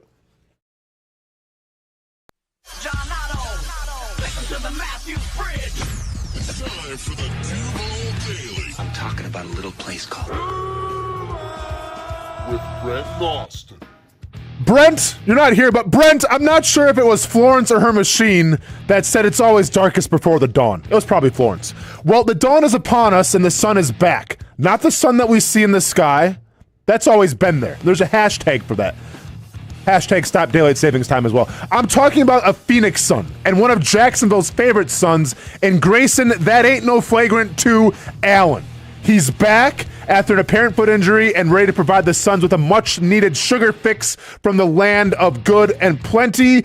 Allen is averaging 10.7 points a game and shooting a Bob Lee swagger of 46% from the three-point line. He played last night sparingly, but played last night. I think we went 1 for 5 from the land of good and plenty, but look for him to cement himself as a starter, if not a bench guy going forward. That's going to provide the Phoenix Suns with some three-point shooting when they don't need it from Devin Booker and Kevin Durant. And that was the Duval Daily. Or we should probably, let some more Limp Bizkit run. Marcel Robinson. Speaking of Flagrant 2, is welcome to the show. Whoa. Have you ever got a flagrant foul before, Marcel? And any? I plead the fifth. Plead the fifth. I pleed the fifth. No comment. No comment at all. What's going on with this? Is this like a vintage Georgia Bulldogs hat, or is this like a new hat that looks vintage? Because it looks like something you'd find like in my grandpa's closet. I'm not mad at it. It's a newer vintage hat. Shout out to the boys over at LaFarve, Casey Favor and Company. Okay. It's my favorite hat, not just because it's Georgia, but because it is a little vintage. I like it. I'm not mad at it. A little corduroy. Corduroy coming at corduroy. you. Everybody had those corduroy pants back. They were super hot. Yep. It's like wearing carpet on your legs. So since Brent just walked out, I think he had a meeting today he has to get to, so we'll handle it from here. So it's only right when Brent walks out that we talk about his most favorite athlete of all time, and that's Tiger Woods. Oh. Now, Blake Bills, do we have the picture? I mean, I kind of put you on the spot real quick. If you don't have it, that's fine. I can kind of... Oh, he's got it right here. All right. So Tiger Woods has a new girlfriend. Fact. And this is what the kids call a hard launch, by the way. A hard launch, hard yeah. Launch. Mm-hmm. And his new girlfriend is Vanessa Trump. Not Trump anymore because she's been divorced, but everyone still refers to her as Vanessa Trump, Don Jr.'s ex-wife. Yes, correct. Now, listen, I could care less about someone's dating life, someone's personal life. I get like it seems like everyone's infatuated with it right now. Whether it's, Tiger, whether it's Carson Beck, it seems like that's what we talk about now, Marcel. Yeah, I know. Here's the thing, though. I didn't care until I had to care. And Tiger Woods, 2 days ago, March 23rd, put out a little bit of a picture. I'll say 2 pictures and a quote saying, "Love is in the air and life is better with you by my side. We look forward to our journey through life together. At this time, we would appreciate privacy to those close to our hearts." Nobody asked Tiger. Like, you appreciate privacy. We didn't ask for the post. Yeah, well. All you had to say, like, in a podcast is, "Yeah, I'm dating, Vanessa Trump." That's all it had to be. You made it about you when you posted on Twitter with 2 pictures. And by the way, 1 picture. You want to talk about awkward. Hey, man, don't worry about it. Have you seen the picture? Like, did you take it? Because it's him and his significant other, like, in a hammock or whatever, but, like, somebody standing over them taking the picture. And, like, she's obviously embraced in his arms. They're both wearing their shades and everything. Angles are everything. That's fine. I don't understand it, though. And by the way, love is in the air and life is better with you by my side. Used AI. Amen. Used AI. Amen. Used AI for sure. Look, man, I don't know. I'm not in his inner circle. I don't know about him and his people. If that man said he found love, he found love. That's all I got for you. But why would you post you see where I'm coming from here? I mean, you're asking for privacy. There it is. Hey, who's taking the picture? Who's taking the picture? Is it one of her kids? Well, I can tell you, apparently, I can say it's probably not her daughter. Kai, I believe, is the one that allegedly people are saying that visibly she looks uninterested in their romance. Ooh, okay. Based on previous videos. But obviously, pictures and videos are worth 1,000 words. But yep. I briefly, because I try to stay away from this stuff as much as possible, because truthfully, same. I don't care. Not my pig, not my farm. But, could you use a different farm animal? I mean... All right, not my clown, not my circus. Hey, what you not want? my clown, not my horse, not my farm, not my cow, not my farm, not my chicken, not my farm. You had to go with the pig, but go ahead. Hey, man, I'm from the country, all right? It's your funeral, Marcel. Keep going. But, I mean, I think at the end of the day, look, it was going to come out at some point. I guess the only thing I can think of is maybe, he was trying to get ahead of it. People probably, I guess, at some point would see them out and about or whatever. And so, I mean, that's the only thing I can think of. I mean, truthfully, I'm just saying a picture laying next to your significant other, arm around her, embraced, with somebody obviously standing over you, taking the picture. By the way, next time hire Marcel Robinson for your coming out dating pics. Hard launch. Mm-hmm. If you need a hard launch, go to Marcel Robinson. Don't go to somebody holding a Kodak camera. Picture could have been a lot better. But my point is, You asked for attention with that. I mean, look. Don't say you want privacy. Listen, I was gonna just put on the back burner. I was gonna say, okay, he's dating Donald Trump's ex-wife. Who cares? But then you post the picture, Tiger, and guess what? Now I got to break it down. Hey? Now I got to do my due diligence. Now I got to do my research. So that's what we're gonna do because you asked for it. Don't say you wanted privacy when you asked for it. Now, Vanessa Trump. Do you know her history? I've heard of her. Her history, yes. Okay. And then this is according to MSN.com. And once again, I didn't want to have to go here. Oh, no. But Tiger wanted to go there when you posted the picture with the AI caption. So now we're here. So let's see what we got here. Vanessa Trump, dating life. So, I mean, off to a fantastic start, I would say. She dated, I'm just going to call and say, she dated, and through like her college career, it was a Latin affiliate of a gang. That's how she got her start. That's what MSN claims. After that, she went on to date. Hang on, I'm taking this all in here, so please bear with me 1 second. She dated a prince, and the prince was from the Middle East, so they dated for a while. After that, she had a short stint with Leonardo DiCaprio. All right, Leo. Doing his thing there. Come on, Leo. Yeah, so she dated Prince Khalid bin Bandir bin Sultan Al Saud for 3 years. Sure. And then supposedly, and this is what the article says, that they broke up shortly after 9/11. So I don't know what that even means.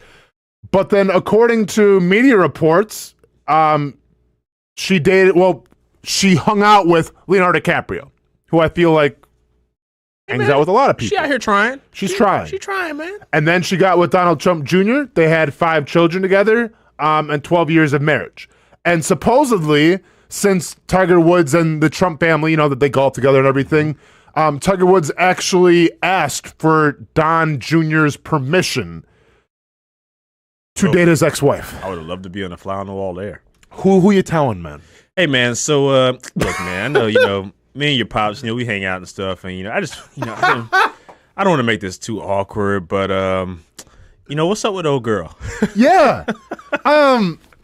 So listen, man. Like, I hope Tiger found love. Yeah. I hope he's gonna be happy because if you want to go through his dating history, it's been out there in the public. That's what happened to your Tiger Woods. We all got some demons, but can't you just go to Whole Foods and find a good anybody? No.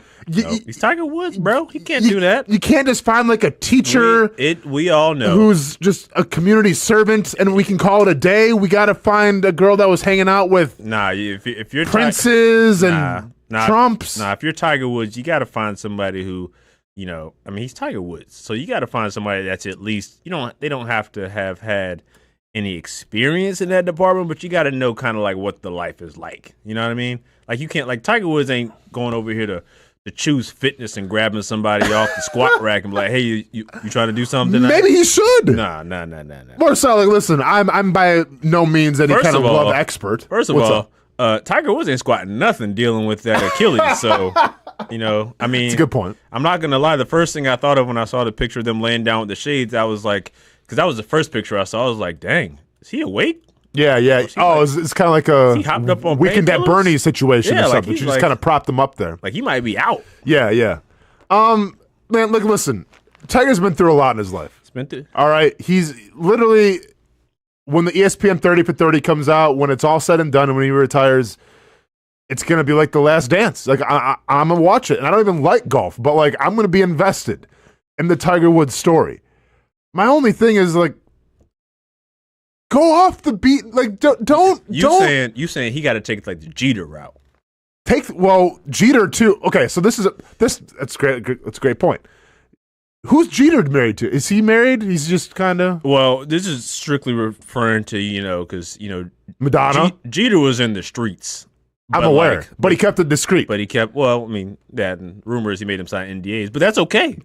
But again, I like the hustle. I mean, that if that's how you want to live, that's how you want to live. But hey, look, I mean, I don't know what to tell you. I don't know what they got going on in their household on their park benches or whatever like that, wherever they were sitting at. But yeah. It is what it is. I mean, Tiger's enjoying the success of his his golf league, TGL. Yeah. Without him right now, doing well. So, hey, man, power to him, bro. I mean, listen. Life's all about choices and consequences. Once again, I'm the last person to give any kind of advice when it comes to love, relationships, things like that. As I'm scouring the Hinge profiles just for something, you know what I'm saying? But, Tiger, I don't think it would hurt. And hopefully this one works. Hopefully it works. I'm not sure what the Vegas odds have it at. I mean, whether it does or doesn't, does it matter? He's Tiger freaking Woods. I mean, I guess he's going to be okay regardless. But you want to see people make it eventually, Marcel, you know what I'm saying? Like, agreed. Because I feel like not only have I been subjected, to his entire career through Brett Martineau, but I've also, like, his love life has been front and center for a lot of it. So, like, if I'm invested, it's like being invested in a TV show. Like, did I enjoy Game of Thrones? For sure. Did the last season kind of piss me off? Absolutely. But guess what? I was invested. I had to see it through. I got to see the Tiger Woods relationships go through. I got to see it go through. And I have to see him happy in the end, hopefully. And I'm not sure if it's going to be with Donald Trump Jr.'s ex. We'll see. But my only point, Marcel, is go to a Barnes & Noble. Go to a grocery store and just walk around. You're Tiger Woods. You think Tiger Woods buys his own groceries? Maybe he should, Marcel. Maybe he should. Maybe that special girl out there for him, and once again, maybe it's Vanessa Trump, we'll see. But maybe that special girl is at a grocery store. You saying Tiger Woods needs the cliche, let me slide over to Sprouts and bump into somebody looking for some panko-crusted salmon. Thank you very much. And be like, hey. Girls got class. Hey, I got an idea how to cook that. Girls got class. I mean. I feel like if you're trying to find the one, you're not going to find her, I feel like, through, like, celebrity channels of, I know this person, You're going to find her randomly through, like, some grocery store, maybe church, maybe a Barnes & Noble. Maybe she found him. I bet she found him. I bet she. Hey, he's not that hard to find now, is he? He's Tiger Woods. Yeah, this is my point, Marcel. But love line, someone just said by Austin Lane. Yeah, man, I'm trying to give you advice. That's why you always see me at Barnes & Nobles. I'm there at least 3 times a week for about an hour, just chilling. Oh, man. Just chilling, reading a magazine, and just looking, browsing a little bit. Not the magazines. No, I already got a magazine. I'm not browsing that. I'm saying browsing, The nonfiction section is about to be popping at Barnes & Noble tonight, thanks to Austin Lane. What, Marcel? It ain't going to happen in a bar for me, all right? It ain't going to happen in a club, all right? It's got to happen someplace where I feel like there's some wholesomeness. And those places can be a bookstore or a grocery store. Austin Lane said, meet him over there at the Murder Mysteries. No, I'm not getting the murder mysteries either, man. Those days are long gone. Romance novels. Romance novels, so I mean, those are big. All the ladies in the true crime, man, go find them in the murder mysteries. Can I be candid with you real quick? The views and thoughts and opinions expressed on this program are those solely of the opinions of Austin Lane and do not reflect Marcel Robinson or Brent Martin or anybody else, or even Bleak Bills in the show. Hard to get into the whole true crime thing, and hard to date a girl. I feel like that is like die hard into the true crime thing. Hey man, makes me nervous. Teach their own. I know to each their own. I just don't get the infatuation with like murder and like getting away with the murder. It's research. Not necessarily research, but there's something there, I think. Well, the good news for you is that it's very difficult to get away with murder in 2020. This is a good point. So yeah, that's a great point. I guess I never thought about it like that. But I guess the more research you do, the better chance you have. And by the way, Mugshot Monday is coming back this next up-and-coming Monday. Did you see Mugshot Mondays, Marcel? I have heard about Mugshot Mondays. A big hit, man. If you have any contributions, not yourself, obviously, but if you've been online and see any mugshots come up, pass them on down the line, and we'll get them featured. You're a father. This is kind of a crazy segue, but you're a father. I'm changing up the pace. Okay. All right. I'm a dad too. Yes. I had to go through an interesting parenting thing, and I wanted to get your advice of if I handled this the right way or not. So my son Ronan, who you know, is a big Oregon fan, Okay. And he's all in on Oregon anything. So football, obviously, we kind of had a heartbreaker at Ohio State, but I think it was kind of bittersweet because, it sucked, but at the same time, they got crushed by Ohio State. So I was like, it was kind of like a Band-Aid, right? Like, you just tear it off right away. Like, okay, you're not going to win. See ya. Ohio State schooled you. Okay. It wasn't like, we lost in overtime, the heartbreak season. Nothing like that. The basketball game started at 9:40. And immediately the Oregon Ducks get off to a fast start. Now, as we're watching the game, keep in mind, I'm pretty chill. My son, it's do or die every single play. Like he's fixated on it. And the Ducks go up by I want to say 12 to start the game off. And then he goes to me, oh, I knew this was going to happen. I go, how did you know? Because I'm pretty sure I think I had Arizona winning. But how did you know this was going to happen? He goes, well, because I was saying my prayers last night, and I said them this morning where that Oregon was going to win. I go, okay, so now we're bringing the higher powers up to it, and that's fine and everything. So I'm like, okay, yeah, man, I guess your prayers are being answered. And I'm not going to lie, Marcel. At this point, I thought Oregon had it in the bag because they were up by 12, and they didn't show any signs of slowing down. So I'm like, dang, man, I guess your prayers got answered. Nice job. Well, basketball is a game of runs. It's a game of runs, and it goes bad real quick. It can. Okay? And so my son goes to sleep at halftime. I think Oregon was down by 2. And he said, all right, I'm going to say some more prayers tonight. And by the time I wake up in the morning, Oregon will have one. I go, sounds great, dude. And I go, God, I hope so. Well, needless to say, it didn't happen. He got up before me. He got up at 6:37. And I don't hear crying, but I hear frustration. And I hear just, someone's a little ticked tense. Off about it. Yeah, a little tense. Yep. And he goes to me and he goes, but what about my prayers? And I go, so now this is where Dad has to come in, right? Yeah. And how are we going to handle it, right? Because I could talk about a lot of things. Man, I'm not really versed in religion, okay? And I'm not really versed with the man upstairs. I think there's something upstairs. I think there's something greater beyond ourselves, but how do I explain it to a 10-year-old who just had his prayers crushed because Oregon got beat by Arizona? So I hit him up with one of these. I go, hey, bud, remember we're watching the game, right? He goes, yeah, and obviously he's sad now. And I go, well, you remember seeing all those fans there? And there's a lot more Arizona fans than there was Oregon fans because Arizona basketball, they're a little more established. Oh, you saying it was quantity. There was more of them and less of you. See where I'm going with this, right? And he goes, well, yeah. And I go, well, and even the announcers alluded to it, right? I'm like, even the announcers were talking about how many Arizona fans there were compared to Oregon fans. It was almost like a home game, even though it was in Seattle. And Ronan's like, okay, yeah. I go, well, I think what happened, bud, was that we had your prayers, and they were great prayers. Some of the best prayers ever. Now I sound like Donald Trump. Great prayers, best prayers ever. Buddy, we had great prayers, okay? But I think the issue is that you ran into a wave of Arizona prayers. Amen. And there was a lot more kids your age that night that, especially on that West Coast time too. So, they're even, or I guess Mountain, whatever it is. But, they kind of have the advantage too because they get to stay up and watch the game a little longer. So maybe their prayers are being answered a lot more than your prayers was. Maybe the guy upstairs is like, hey, Ronan, I see you, man, and I'm going to give you this 10-point lead off the bat. But, man, those Arizona prayers are coming in like you wouldn't believe, so we had to go Arizona. You're saying it's like that carnival game where you shoot the water. Exactly. Yeah, Back and forth. Got off to a hot start. My son must have really had those prayers going. Amen. But at the end of the day, I feel like quantity wins out.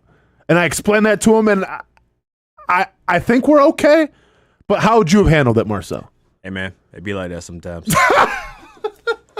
Everything happens for a reason. That's what you're saying? Back in 2019, the Georgia Bulldogs suffered a heartbreaking defeat to the Alabama Crimson's Tide. Yeah. Thanks to a very poorly defensive unit in cover 3 on 3rd and 26. Tua Tagovailoa, I've heard of him. That was a very heartbreaking time for us.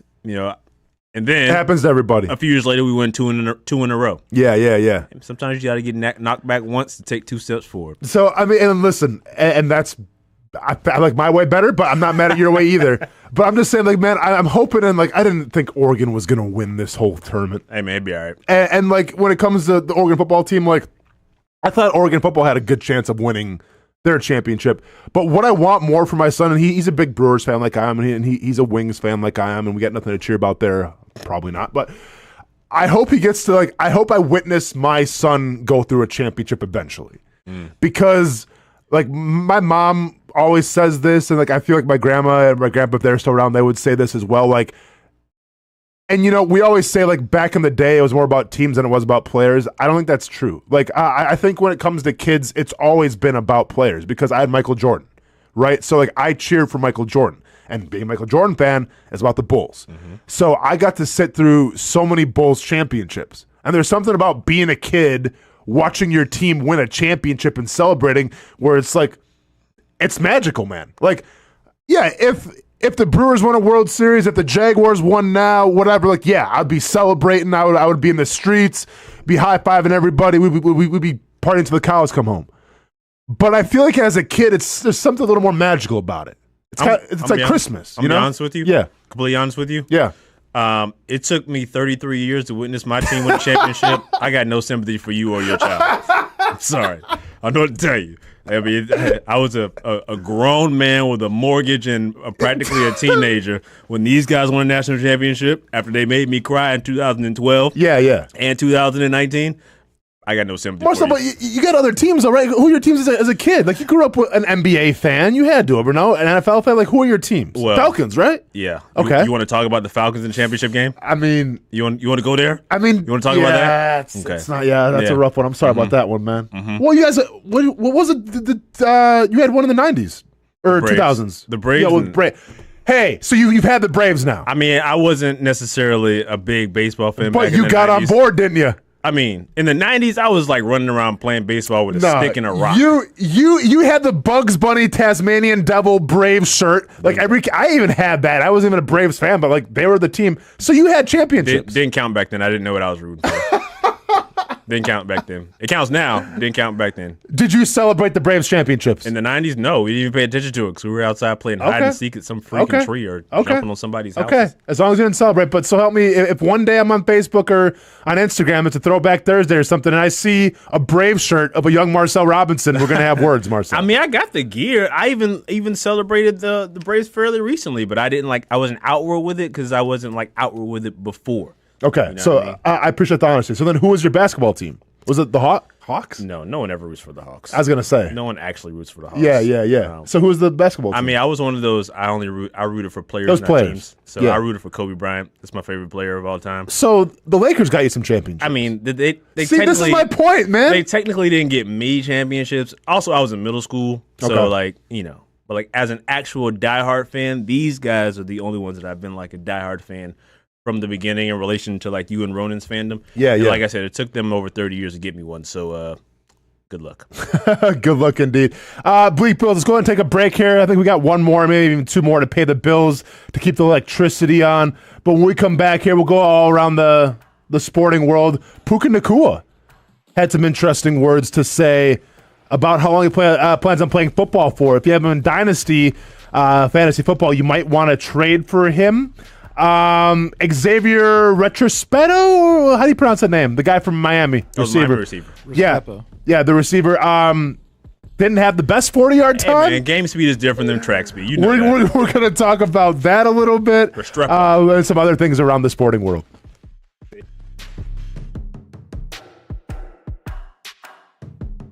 It's one of the hot spots in the area. Welcome you to String Sports Brewery out at the beach. Big crowd on hand tonight. The fans are here. And now, the newest hot spot at the beach is open. String Sports Brewery in Jax Beach has opened its doors with rave reviews. We're going to be fans forever. Cozy up to the bar. Grab a seat in the sports-themed restaurant, or grab a seat outside and feel that breeze coming off the beach as the weather warms. Just like the original location in Springfield, try the popular beer menu and come for lunch or dinner too, because the food is fantastic. He's got some exciting news heading into 2025 as well. Christian Kirk. It's where we hosted Jags Report Live in the football season, and the String Sports Brewery staff can't wait to host you. Hey, welcome back here to String Sports Brewery. And if you haven't checked out the new location in Jax Beach, which many of you have, you got to do it. String Sports Brewery, now with 2 locations in Springfield, and now open in Jax Beach on Penman Road. People helping people. It's at the core of what Alive Credit Union is all about, and it's been that way for over 70 years. From the start in 1954 to today, the mission remains to inspire financial wellness and give you a financially fit lifestyle. Alive Credit Union and its employees are committed to not only serving their valued members, but also our community here in Northeast Florida. I had a chance to see that commitment firsthand as Alive partnered with our Action Sports Jax 24/7 team to bring you Armada men's and women's soccer broadcasts. Inside the 18, it is a shot, and it's a goal! Chloe Chivers. And that connection to the community continues with Alive Credit Union's support of the Police Athletic League of Jacksonville. Alive Credit Union's commitment to our community also involves serving the financial needs of all first responders through the recent merger partnership with City and Police Federal Credit Union. Join the community and become a member of Alive Credit Union today. Find out the many ways you can be inspired in financial wellness at alivecu.coop. You trust CGC to make your water great, and now you can trust CGC with your plumbing needs as well. Fast, convenient scheduling, licensed and insured. A quick call away at 904-552-1242. You never know when you're going to have an issue with a shower, toilet, or maybe it's a sink that sometimes is easy to fix. All right, let's be honest. I'm not fixing anything. I'm totally staging this because when I have a plumbing problem, I call CGC Water Treatment and Plumbing. Trained professionals, transparent pricing, customer satisfaction. Small problem or even a bigger issue. Right now, you can take 10% off any water heater. The experts with 25 years of experience at CGC Water Treatment and Plumbing can do it all. Call 904-552-1242 or visit cgcwater.com. For a limited time, CGC is waiving the trip charge on all related plumbing calls. CGC Water Treatment and Plumbing, an authorized independent Connecticut dealer. Florida license number CFC 1432579. For the game day hustle and every day in between, juggling my show Jags Social to going under the Friday night lights and a social life, it's a daily tournament. But this ride, MVP status. The all-new 2024 Lincoln Nautilus isn't just my car, it's my personal locker room, office on the go, and VIP lounge on wheels. Let's talk tech. My profile remembers everything from customizing my dash display to setting the ambient lighting and my signature scent. And wireless charging, essential for live tweeting scores. Whether I'm packing for a beach day with friends or heading to the gym, there's space for every passion. After dominating all day, this becomes my recovery zone. The massage feature is like having a personal PT on call. Life's a non-stop game, but with this ride, I'm always on my A game. The 2024 Lincoln Nautilus. Drive your passion. I'm ready to show my hand, ready to take a stand.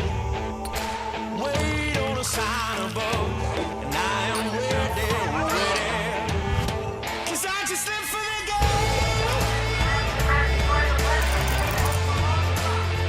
'Cause I just live for the game. 'Cause I just live for the game.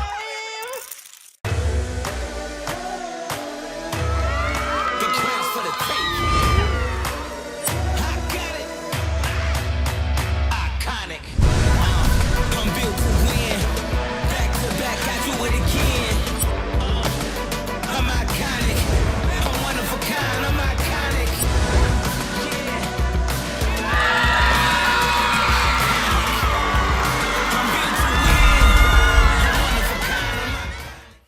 Welcome back to the Brent and Austin Show, streaming on the Action Sports Jax 24/7 network.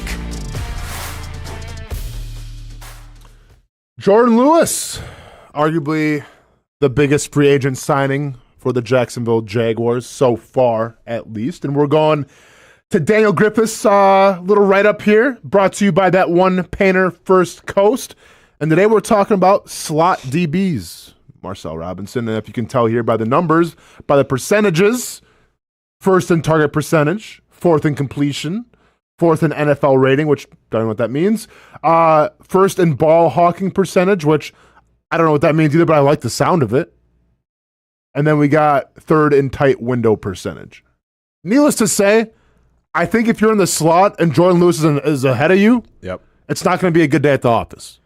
That's what it sounds like. That's what it sounds like. Based on the numbers. I think it's funny because we still refer to these guys as nickel corners, which he is a nickel corner, but 10 years ago, nickel was a guy that was kind of on and off the field. I mean, nickel corner, it's basically your inside slot corner. Correct. So, but, by all accounts, guy can go. Yeah. Obviously, you saw the numbers from Griffiths, and I think, obviously the bigger talker is, when in pertaining to Jourdan Lewis, is the possibility or the probability, I should say, of sliding Jourdan Jones to the outside. Somewhere. And if I'm not mistaken, he was pretty good playing outside at Florida State. He comes here and kind of, for lack of a better term, dominates the slot position. I think Jourdan Lewis is it's safe to say that he's probably the darling of the signing class, if you will. Yep. I know from talking to the guy at the press conference, the dude is an absolute dog.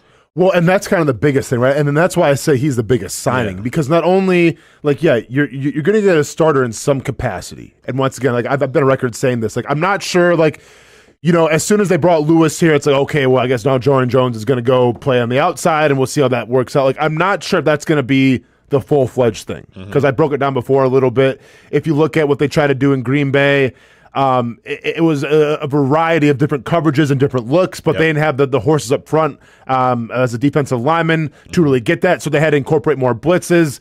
So, you can get to run what you wanted to run. Well, you get Green Bay's defensive coordinator, and now it could be shades of that if you have the horses up front. So that's why I think, I'm not going to sweat this too much, Marcel, in terms of who's playing where. I say just kind of sit back and enjoy the ride, and we'll see what it looks like. Yeah, no doubt. I think kind of getting back to Jourdan Lewis, I think, we're looking at just some of those numbers. The target percentage obviously is the one that sticks out, of course, being first out of, the top 30 slot DBs. But, that's top target percentage, 12.6%. That's in a division where they like to throw the ball around the yard a lot.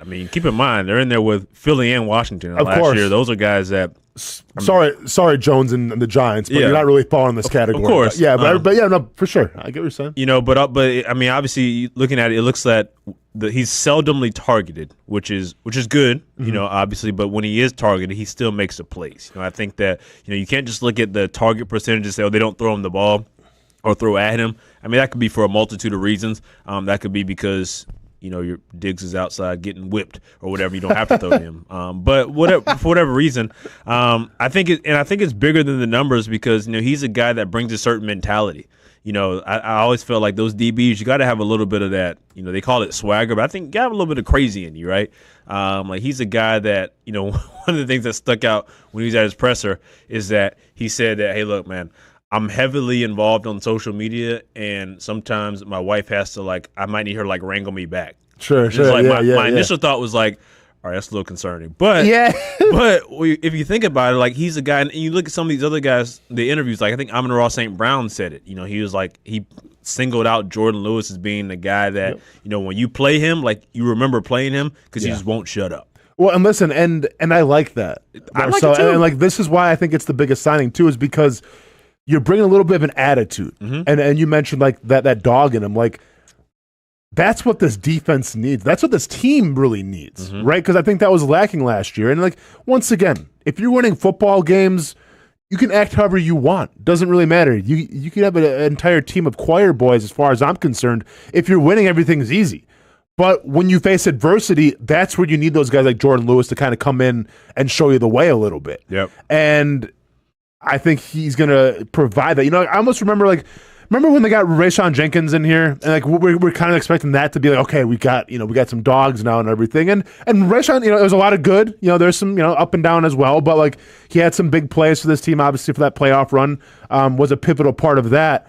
But I just feel like it's a fresh player. Yeah, it's a new attitude that I think maybe what would have been lacking a little bit these past couple seasons in terms of the intensity and the demeanor that you want on defense. Yeah, and I think adding on to that attitude is having a guy because we got a lot of guys on that defense where there's a lot of leaders, a lot of good players, right? But as you go down the list, just kind of on the outside looking in, there's not really that guy who's like you getting beat by 20, whatever.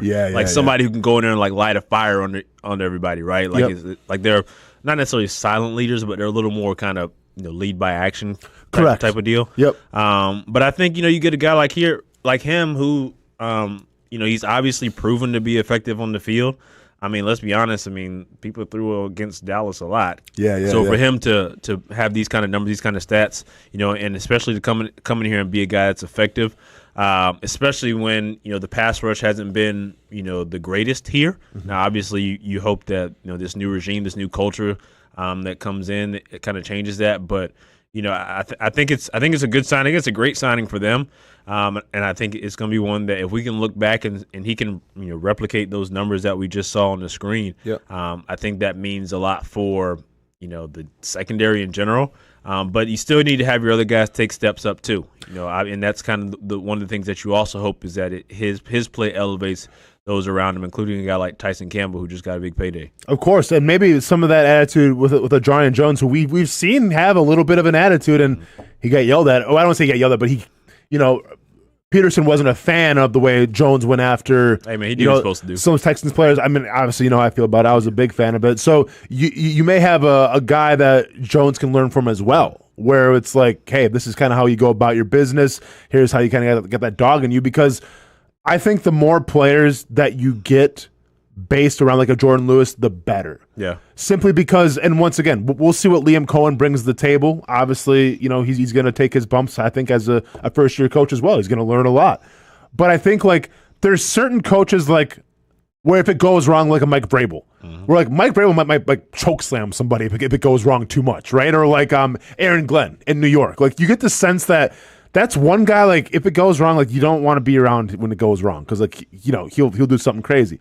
I'm not sure if Liam Cohen's going to fit in that kind of mold. So if he's more going to be the players coach, more of the kind of the X's and O's genius that he is, then you need more players to purvey, the message. You need more players to purvey the culture. And, if you can get more guys like you just got from Dallas and hopefully, Jourdan Jones can fit that mold as well, I think the better for this team. Well, the good news is that Cole won't have to because that guy, Coach Camp, that dude was nuts. Okay, He's gonna punch somebody in the throat for sure if you come off. If you start half-assing coming up the field, you're coming off and you're gonna get an earful. Yeah, I like it. So that's one. And two, to kind of wrap up that point, just like you talked about with Jourdan Jones, and that was one of the things that Jordan told us when we talked to him at the press conference that him and Jourdan Jones, they work out together. So they kind of already have that sort of bit of a rapport. And as when you're playing with somebody, knowing their tendencies, knowing how they play, you trust them. It allows you to play, freer and faster. Means everything in the secondary. Right. Mm-hmm. So and that's kind of one of the things where even Jourdan Jones alluded to the fact of kind of, looking at Jourdan Lewis as some sort of a vet. Yep. So all good things. And I think all points to a great signing. All right, so speaking of, he's not quite to veteran status yet. He's only 24 years old, but he may be retiring when he's a veteran. Puka Nacua, Rams' go-to guy now that they've let go of Cooper Kupp and everything, was quoted saying, and this is by Join the Lobby podcast. Mm-hmm. I guess he was on there talking a little bit, and he said, and I quote, "I know I want to retire at the age of 30. I think of Aaron Donald to go out at the top. I think it would be super cool. But also, I want to have a big family. I want to have at least a starting 5. I came from a big family, so I need 5 boys for sure. But also, I want to be able to be part of their lives and be as active as I can with them." So essentially, Puka Nacua wants to walk away early at the game to help raise a family and everything. So he might have 5-6 years left. What do you think about that? I think that my guy is 23 years old, and I think that if that's what he says he wants to do, that's cool. Sure, that's what he wants to do. That's him. But I think that I just think back. Obviously, we're in very different circumstances. But I remember my dreams and my goals when I was at 23, and it became very differently by the time I got 30. No, I hear you. I hear you. But when you think about it, he's 23 now. That's what. 7 years from now, who knows? And hopefully he's healthy. Yeah. Hopefully he's not forced to walk away when he's 30. But, if he accomplishes everything he accomplishes by the time he's 30, he wants to walk away, I see nothing wrong with that. It seemed to be a trend for a while, and I'm reminded of Chris Borland, who was out of Wisconsin, went to San Francisco, had a great rookie year in San Francisco, and then just walked away from it, right? And said he was done. And that was more due to concussions and the CTE research at the time. I feel like now maybe it's with the new helmets and everything, but you don't see as many players walking away early because of concussions and CTE. But like this is kind of a new precedent where it's just like, hey man, I'm gonna play till I'm 30. I want to have a family.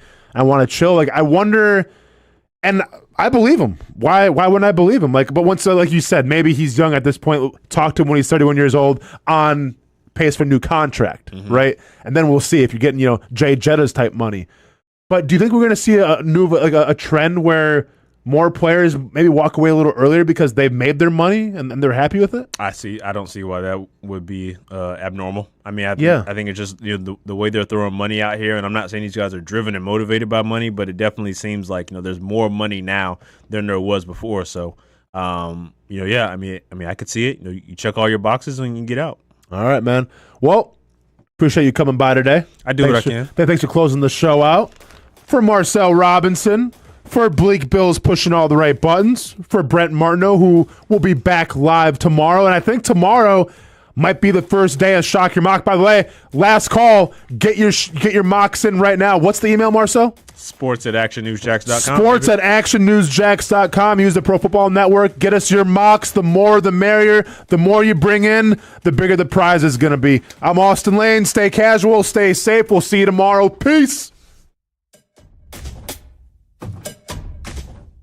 When it's time to get a new car for anyone in your family, just remember, nobody but Nimnick, the #1 Buick GMC dealer in Jacksonville. Get the latest price breaks on 2023 and 2024 models or the newest 2025 vehicles in the showroom on Phillips Highway or shop online at NimnickBuickGMC.com 24 hours a day. GMC Sierras, Yukons, and the redesigned Acadias, or get the all-new redesigned line with Buicks. It's nobody but Nimnick, and part of the reason why is this is a first-class buying experience here at Nimnick Buick GMC. You're not just a customer, you're a friend. This is about getting a vehicle that best fits you and getting you on the road, and also helping you and your family down the road.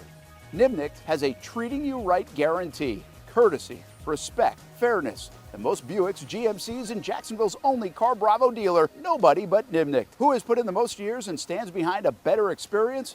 Nobody but Nimnick. GMC. We are professional grade. 2024 provided plenty of memorable moments for the Jacksonville Armada on the pitch, including another conference championship game appearance for Tommy Krasanovich's under-23 men's team. Ace it in the dying moments! Debuting this year for the first time, the girls in blue, as the Armada fielded a women's under-23 side in the WPSL and made its presence known with some highlight moments. Potential goal of the season! Then attention turned to the future, with MLS Next teams representing the Armada badge in 3 age divisions this fall, including an under-19 squad ranking among the best in the state. Those teams are a big focus on Fleet and Footy, covering the big soccer stories each week on the Action Sports Jacks 24/7 network. I'll put one in the back of the net for you. Join us for player profiles, fun interviews, and the very latest on the Fleet and all things footy. That's every Thursday at 2 p.m. I've been telling you about CGC Water Treatment and Plumbing for a long time now. Their drinking water systems remove up to 99% of contaminants. We've had a Connecticut water softener and drinking water system in our home for more than 7 years. You can see the difference whether you're washing clothes, the dishes, or what I like to do most, fill this up for some coffee every morning, and mostly all day. Remember, if you're not filtering your water, you are the filter. Don't be the filter. Save $1,000 or more when you bundle a Connecticut Premier Softener with a Connecticut K5 drinking water system.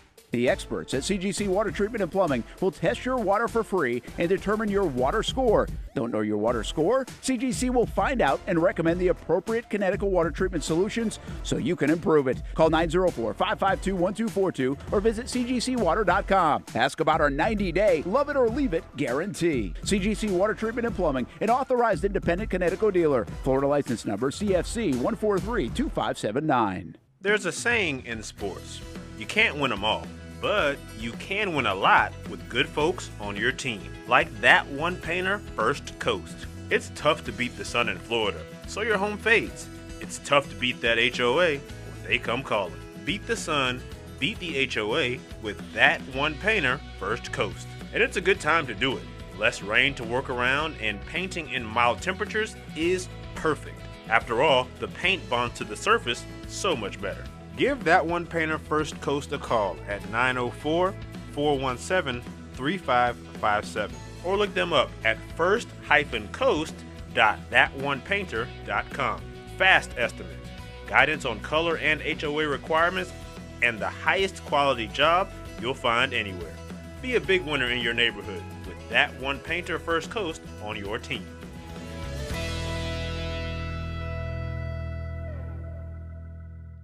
When it comes to trucks, I know exactly what I want. And at Bozard Ford, they make it easy to get exactly that. Let's go make this truck a little more my style. With Bozard Built, I can create my perfect truck right here. Lift kit? Check. Premium wheels?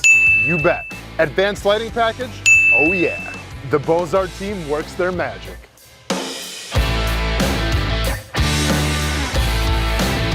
From bumper to tailgate, I'm making this truck mine.